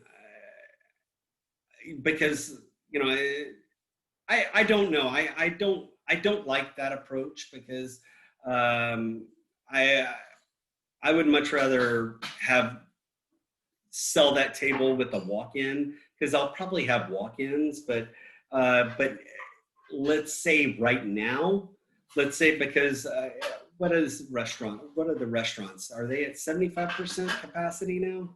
Or are they still at like 20? No, they're at 75%, but if you're still Right, so- abiding by but if like you're still abiding by the 6 foot guidelines, you're not Okay, really. so like with that, right? I might with COVID and all of that might implement, if implement it, but again, I've got to get a credit card. I've got to, it's a lot more work, and I don't think that would turn a lot more people off than I think it would, charging people if they miss. I don't know. I'm not a big advocate on that, but anybody work at a place that does that, or anybody have any thoughts about that? I've worked at a place where if you hired out like a room, like if you had a private room, seats up like 14 people, they would require you to put a deposit down. So there's kind of more the incentive that you're going to show up for it. And if you don't, I believe they give you back like 50% or something like that as a surcharge. Yeah. A little Yeah. different. Now, if it's like a private room, I understand that for sure. But someone was going to say something and I interrupted you. Oh, I was going to say, with situations like that, you've usually got a menu already pre-planned out. So I think that's a little bit different because they've usually got prep work done and, have likely already started making your food prior to you getting there. Because for situations like that, most places I've worked, you do pick out a menu ahead of time for something like that. Yeah, no, definitely. I've worked at restaurants like that as well. That would be, so this would be for like a prefix, like a small dinner, like if you're doing private chef, but not for restaurant, right? Yeah. Yes. That makes I mean, yeah. Yeah, that makes a bunch of sense. The customer experience, right? So the customer that You got doesn't show up, the only experience that they have is that you're charging them for a product that they didn't get. So all you're doing is really inviting negative comments, which a lot of times, unfortunately, Yeah, customers exactly. are more likely to give a negative comment than a positive one. So you have to think about, your reputation down the line as well. I feel I like for completely restaurants, agree with you. yeah, I feel like for Go restaurants, ahead. even as a consumer myself, because we're all consumers. Like if I was at a restaurant that was reopening for COVID, and they were requiring a deposit ahead of time, I wouldn't book it. I'd just go somewhere else. But if it's an intimate like dinner party and I know like what the menu is going to be and I'm looking at it as an investment in the experience, then it's a whole nother story. I completely agree with you. I mean, I agree with all of y'all, for sure. I think it's, I would be, if I was the person, I would get turned off by having to pay for something like, cause I'll make a reservation and then I'll, if it's a long wait, I might go somewhere else or whatever else. So, it could cause a lot of negative, but I agree. I agree with all of y'all. Let's see. All right, restaurant management systems. All right, so that's what we're going to be talking about now. Inventory management. Now, why is it so important to count your inventory? Anybody? So you'll know what you have and won't run out of things. You don't have to worry about running out. Yeah, sustainability. Yep. You need to know what you have. You need to know what you in whatever you ordered. That's money sitting. That's dollar bills sitting on a in a cooler or whatever else. It's money. So you need to be able to make sure you watch your money. And even though that it's not really money, it's a piece of lettuce or a tomato. It really is. I look at it as money, right? Because I am bringing it into my facility to make money off of it, right? And if it goes bad, or if someone throws it away, or I drop it and break it, or whatever it is, that's money that I'm losing, that I'm not getting back, right? So managing your inventory is really important. Rotating your inventory is very important. Making sure you rotate that so there's not as much spoilage. Making sure you are watching, what you're ordering, that you're not ordering too much, you're not ordering too little. You have what you call a par stock level. You have a par level, like we need to keep always 3 boxes of salt in-house at all times. So we'll never run out. So my par level is 3 boxes of salt. There will be never a day in my restaurant, there will always be at least 3 boxes of salt or whatever else, setting up par levels, making sure you control your inventory. And when you control it is by managing it, by watching it, by rotating it, by making sure that you know what is being used at all times. That is the most important thing, because if it's not meant for that recipe, don't use it, because it was meant for something else. It was meant for another dish or whatever else. You cannot use more than you are supposed to, type of deal. But you just got to manage your inventory. Tracking your inventory means what's left over in the back of the house, what's out on the kitchen, what kind of anything that any of those things you've got to track. You've got to track how much food you have left over. Why? Because you paid for it to make you made it to make a profit or to sell it, right?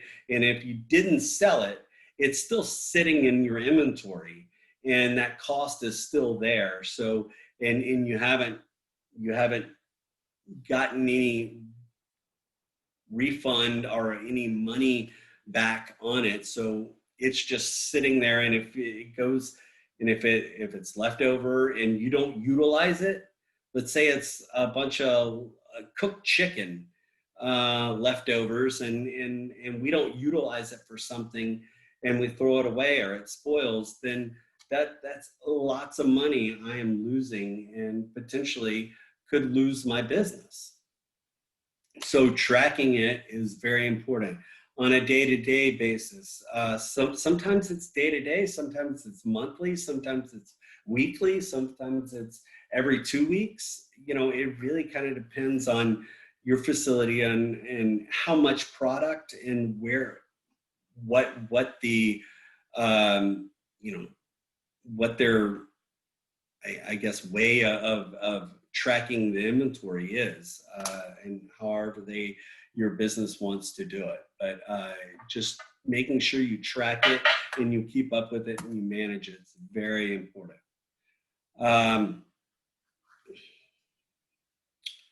Let's see,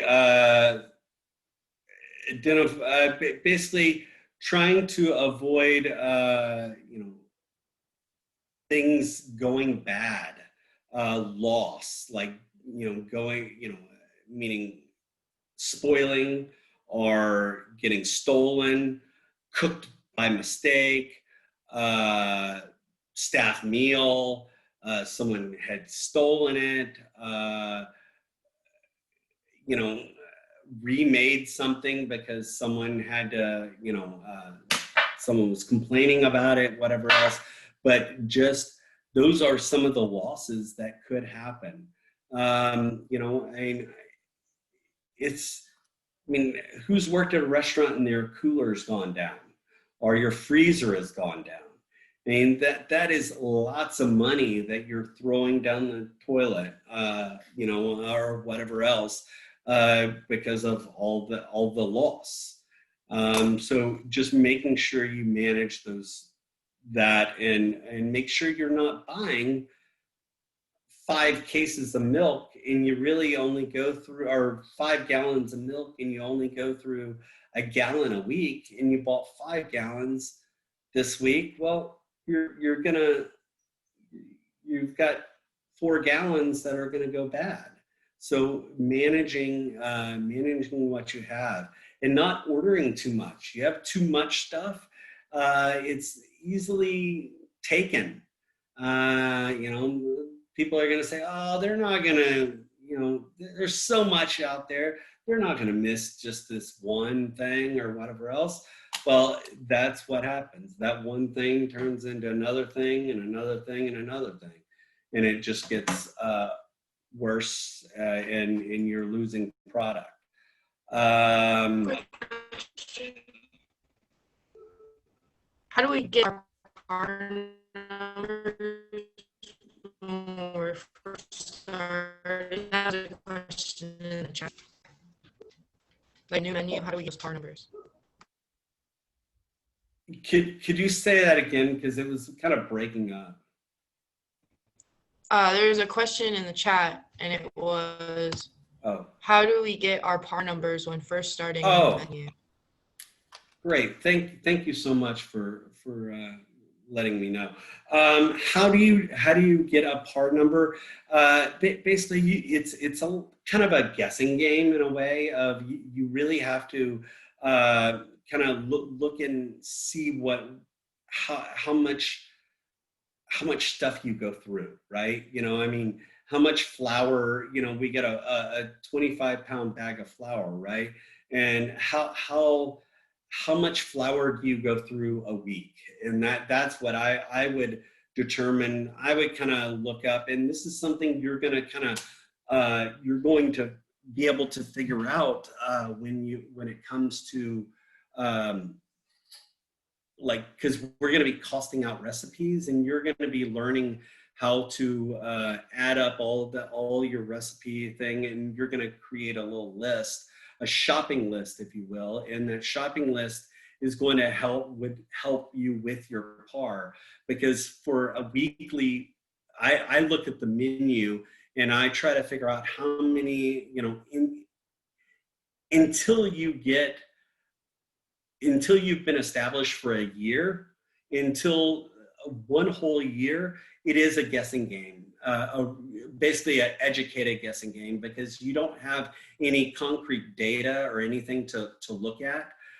So it's kind of like, okay, I just don't want to ever run out of anything. So like, especially like, let's say aluminum foil or plastic wrap, those are things that you should never run out of or be out of. So you always want to have an extra one. So if you go through one every month, have one extra there. So your par level should be two containers of aluminum foil, 2 containers of plastic wrap. If you go through one a month, that just in case, so where if someone drops that aluminum foil and it's all dented and jacked up, then you've got another one there waiting for you, where you're not in the lurch of going, oh God, I need to go to HEB or Walmart or Target or office or Home Depot or whatever, wherever else, whatever I need to get,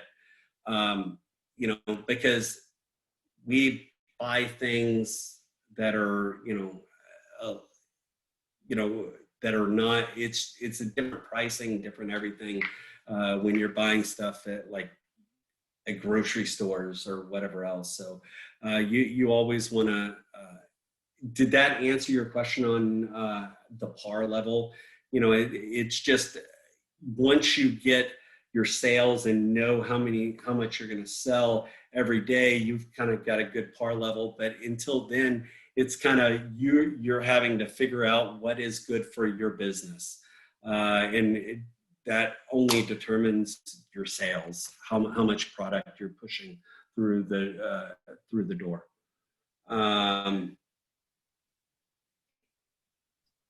Hold on, I saw.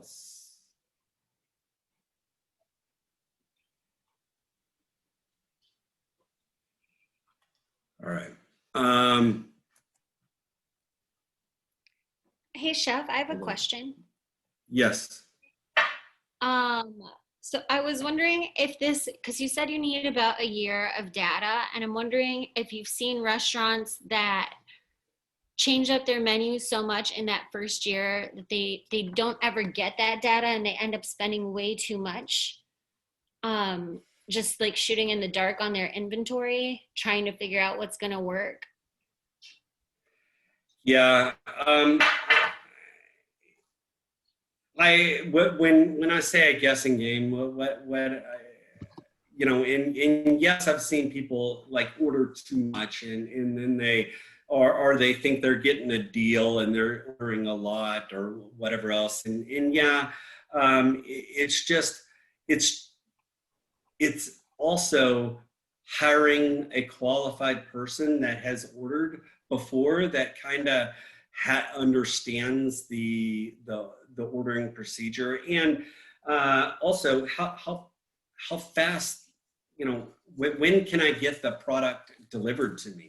Can I, if I am out, will my purveyor send it the same day, or will it send it, if they'll send it the same day, then I could probably run a little leaner and not have as much product, and they'll still be able to give it to me, send it to me. But again, it really depends on your location and where you are. Because I know some towns don't have big, Cisco, or they don't have big companies like that can provide you, some of the towns are maybe 15, 20 minutes, 30 minutes, an hour away from the closest place to get the,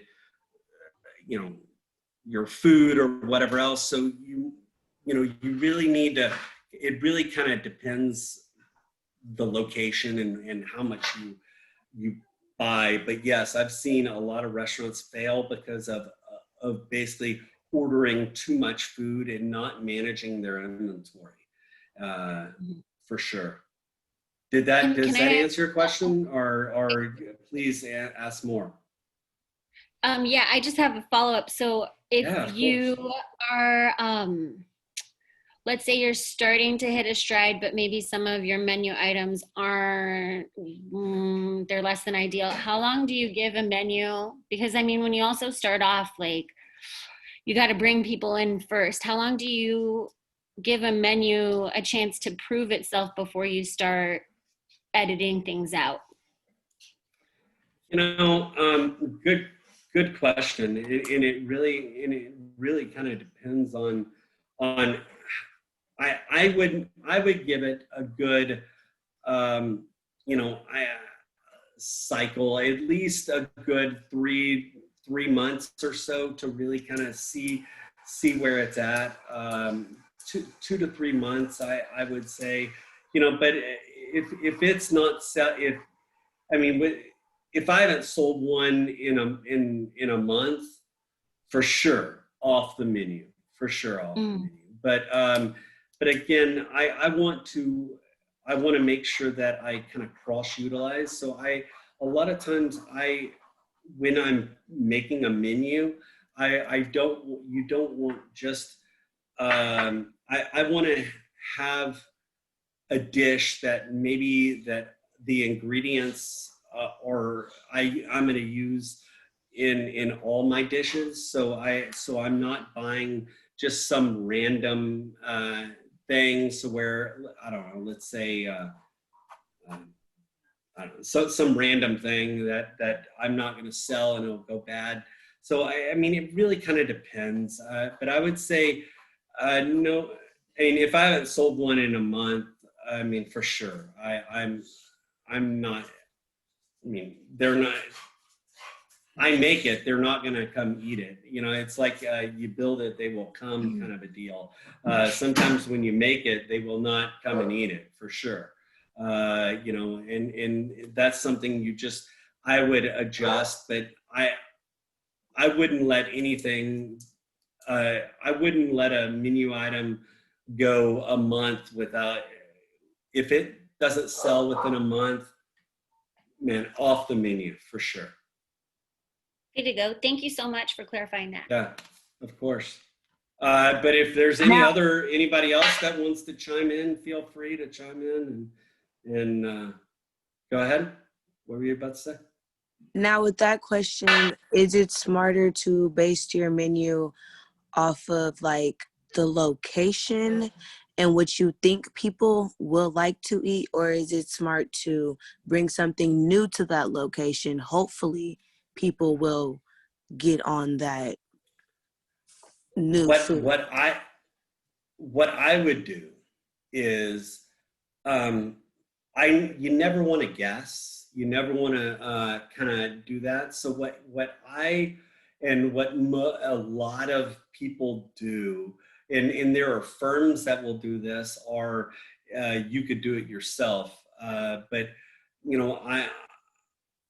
going to, like, let's say H-E-B or Randall's, or going out and basically sitting there asking people, hey, what kind of restaurants would you be interested in seeing in this area?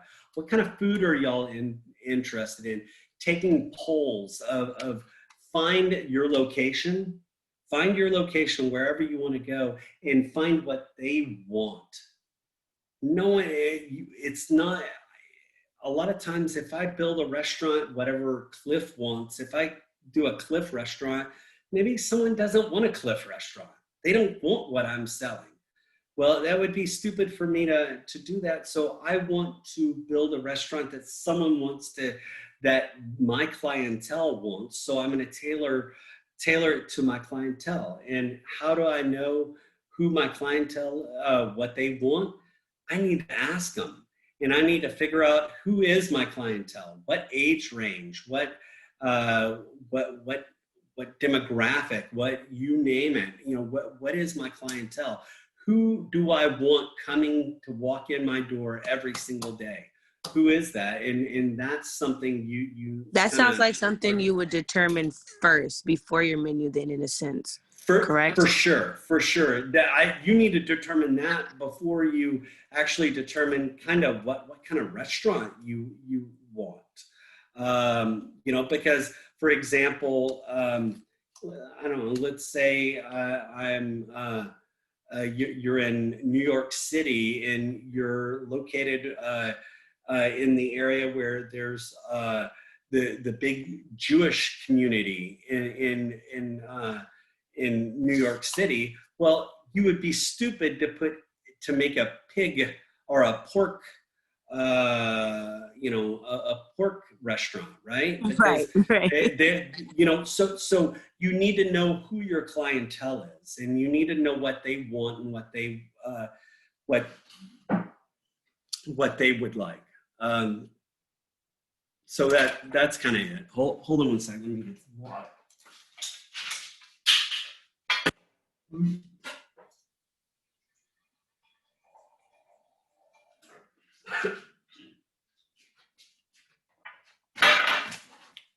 I apologize. I was about to cough and needed water. But you do need to know who your clientele is, right? You need to know all of those things to determine what kind of restaurant you even want, where you want to put it. Or let's say I want to make a pork restaurant, all about pig restaurant, right? Well, then if that's what I want, I need to find a group or an area of town where they want that restaurant, correct? So yes, correct. It's all about finding who you're wanting to serve. Okay, that makes Does that answer y'all's question? Yes, Or that your answers my question? question. Yes. Cool. Good.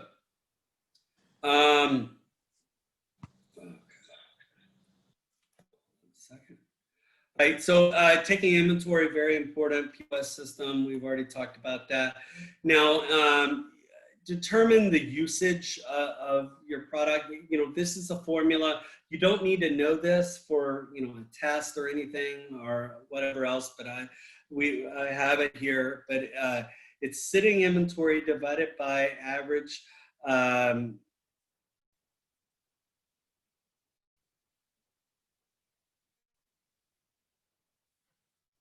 Hello? Sorry, I think stopped sharing. Did it just stop sharing? Yes. Yes. Oh. Yes. There we go. Yes. There we go. All right. This kind of gives you kind of what kind of use you're going to be using. So that's just kind of a formula for usage. Not that big of a deal. But what we're trying to figure out, and I've kind of talked about this slide, but we'll kind of go over it again. But it's trying to find our variance, basically our variance, and what is our variance? What is off? What is so here's the example of you have inventory of $100 worth of chicken at the end of the day, and the POS system says you have $95 worth of chicken left. Where did that $5? So you're a variance, you're minus $5, right? But so you need to figure out where that $5 went, because it should be there, right? It should be there. So that's $5 that you need to account for in some way, somehow. So just trying to figure out that is very important. Was it a loss? Did someone cook it? Did someone drop it? Did it spoil? What is it? But we need to know what the variance is. Why it's different. So that is talking about variance and making sure that you understand why there's a variance and manage that, because we never want to be off on anything. We never want to have any, we don't want to, anytime we throw something in that garbage, even if it's a pinch of salt, we paid for that salt, right? Your restaurant paid for that salt. If you throw away that salt, you're throwing away, half a penny or whatever else. So it's all about the money. So making sure you're not losing anything, making sure that no one's taking things from you, stealing things, and that you need to make sure you rotate it very well. Tracking your sales, that also helps with determining, you've got your sales and you've got your inventory, and they should balance out pretty much. One shouldn't be off. And if they are, then there's a problem. There's a variance, and you need to figure out what that is. And that basically draws a big old red flag to me and telling me I'm losing money. If there's something I'm missing or a variance, I'm losing money, and we're in this business to make money, not to lose money. So make sure you watch out on that. Understanding variance, we've kind of talked about that. A quick question on that. Yes. Have you seen any, are there any POS systems where you can actually track that? Like, let's say a customer sends something back or a server drops something. Is there a way to account for that so you don't have to go crazy at the end of the night? Yes. Yeah, it is. It's just that you have to, you have to make sure that someone does it, right? That plugs it into the, hopefully the expediter or whoever the person said that said to have to refire something or whatever else in the kitchen. Hopefully they put that in there, and there are sections where you can say remade, it'll say remade, or I'll usually hit comp and put a note by it and comp it, and so where it's basically a free meal for them, but that note or that comp in there will identify why I'm comping that meal or giving them a free meal or giving out, so where I can at least track that sale.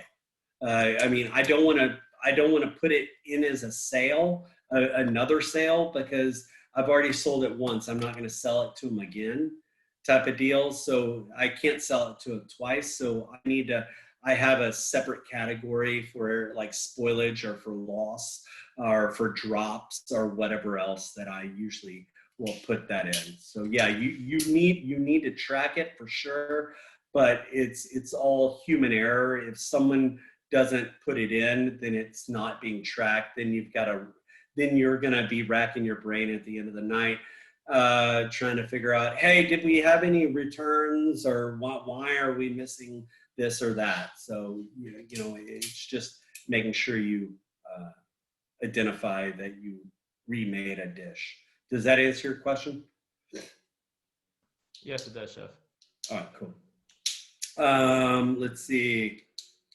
Find the variance, and again, is it wasted? Is it, it could have been, let's say, I've been around waiters or waitresses say, oh, hey, I dropped something, but their friend really came in. So they're ordering something for them for free or whatever else. And so that those are the things that, that you need to pay attention to, because again, anybody eating free, anybody drinking for free, anybody doing any of that, you're losing money, plain and simple, because you pay for that food, you pay for those drinks, you pay for everything.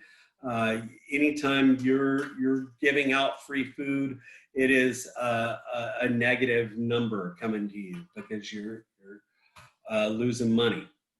So that concludes our day. So please do your, make sure you do your check your knowledges, make sure you go through and do those modules that are on the portal. I am gonna look, I haven't looked, I was gonna look this evening to write down a list of names of people that need to get their, you know, some of that stuff done, because I'd like to try to have it all done at least the first week one, check your knowledge and those modules that are on the portal, at least done by Friday. Okay. Before you let out, let me make sure that I didn't have a few people show up. Hold on. All right. And is there anything, any other questions, problems, concerns, any issues, anything you want to ask, talk to, anything like that? All right. Then I don't remember go ahead. who it was that mentioned it yesterday, but someone was asking for a list of like things we should be practicing at home in preparation Yes. for labs or things Yes. that we should know. Yeah, and I'm gonna have that. I'm kind of compiling it because they changed a few things since we've been online. So I reached out to a couple of the chefs that are teaching the next class that y'all are going to be in, and I asked them to get me kind of a list of things that they would like you to see. So hopefully I will have it in the next day or two, a list, and I'll give it to everybody. Any other questions? Anything else? All right, then Jeff, peace this is- out. Oh, yes. Yeah, this is Ayana. I just wanted to make sure you got me for my attendance. I gotcha. Okay, thank and you. If you just can stay after, and you and I will talk about the days that you missed. Okay. Cool? Cool. All right. Y'all have a great day, guys. Be safe. Wait, Chef. Oh, yeah. What's up? Hi, it's Kamari. I had a question Yeah. about the grading system. How does that work? Like, if you're here, like, or go no, ahead. I'm asking like when you grade us on whatever we're doing, do we get to see it in the dashboards, like when we go log in or whatever? Yeah. So let me hold on, and I'll share my screen. Let me.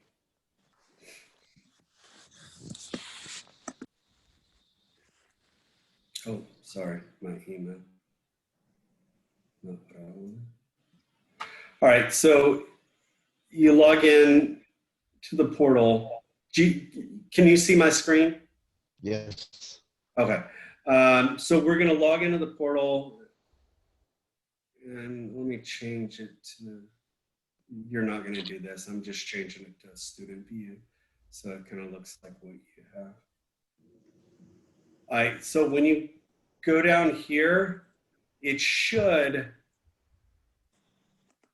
right here, where it says day 1 and day 2 and all of that, I put the grades. Your grades will be posted kind of right in this. This is the rubric right here, and you'll be able to see it. I mean, by the end of the day, or you know, whenever I get off the computer, I usually will plug in your grades. If you're here, you participate, you get a full credit. But that's kind of where you see it, is kind of where you go to the day 1 production, and you click on that, and you scroll down. That's where your daily grades will show. And if I put any additional notes or anything saying, I don't know, you start, you know, if I took off, I don't know, let's say 15 points for something, I would write down the reason why I took 15 points off because you were belligerent to me or whatever, right? So I will put an explanation of why I took points off on there if I took points off. Does that answer your question? Yes, sir. All right, so, and this is the same place, you click on day 2, and that's right here is where all the PowerPoints live. So every PowerPoint for the rest of this class that you need, that I'm gonna show, is right here. This is the link to it. So if you want to get them all, you can download them. I think I've made it so where you can download it and all of that. So it's should be easy. And then at the end of the class, because we're recording right now, and once I'm done with class, I stop recording, and then I will post the recording, because here is the video from yesterday's class. So right here. A question was, So does everybody understand that? Yes, so we have day 1 and day 2 for the ones that I've missed. I'm gonna go back and watch that video, both of those other videos that you had. Yeah, you watch those. You watch those videos. Though, right? There's no presentation for day 1. It didn't look like. There's a PowerPoint. There was a PowerPoint for day 1, and there was 2 videos. Oh, I see it now. So the PowerPoint is up. This is the PowerPoint right here, and the reason why I have to do links is because I can only put like a small amount of information on there, so I have to do all links. So like I tried to drag the whole PowerPoint over, but it wouldn't allow it because it was too big. So I had to create a Google link and do it that way. And then all of these are YouTube videos that I just posted after our class. So for the people that are missing class, all they have to do is come in and just watch the video, email me or text me or whatever else and say, hey, Chef, I watched the video, and then that's it. And then I will email the registrar and say, this person watched the video, so please give them attendance for today. And then I will go back and put a grade in, because if you're absent, I will always put a 0, but I then after the fact, I'll go in and replace that 0 with a grade. And for the people that have not that were not here, I'm gonna give you my phone number. Yes. My phone number is area code 512, and I'll put it in the chat. 512-771-4979.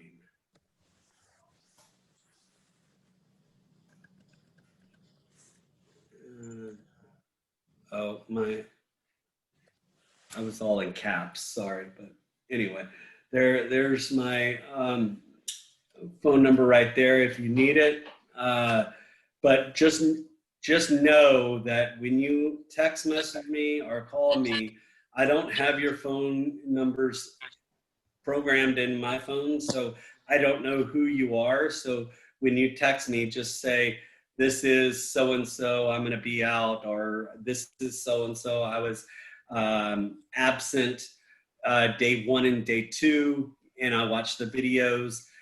Just don't say, hey, Chef, I watched the video. Can you give me credit for it? What video? I don't know what day. So I need you to kind of give me a little guidance. So just make sure you let me know what it is and all of that. But are we good? Yes. All right, let me stop my sharing. All right, then I hope you'll have a great rest of your day. Be safe and enjoy this beautiful day. Oh, wait, Bye, Chef, guys. this is Ayana. Oh, yes. Do you still need me to stay? No, we're good. We're good. Okay. And what class did you come from? The Chef, 6 p.m. Who was that? A lady? Yeah, it Like was. Lindsay? Chef Lindsay? Yeah, Lindsay. Yeah, Chef Oh, Lindsay. okay, cool. All right then.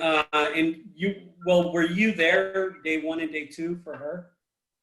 No, that's the thing. I wasn't there because it was during You weren't there. hours of Oh work. yeah, that's right. I'm sorry. That's right. Okay, cool.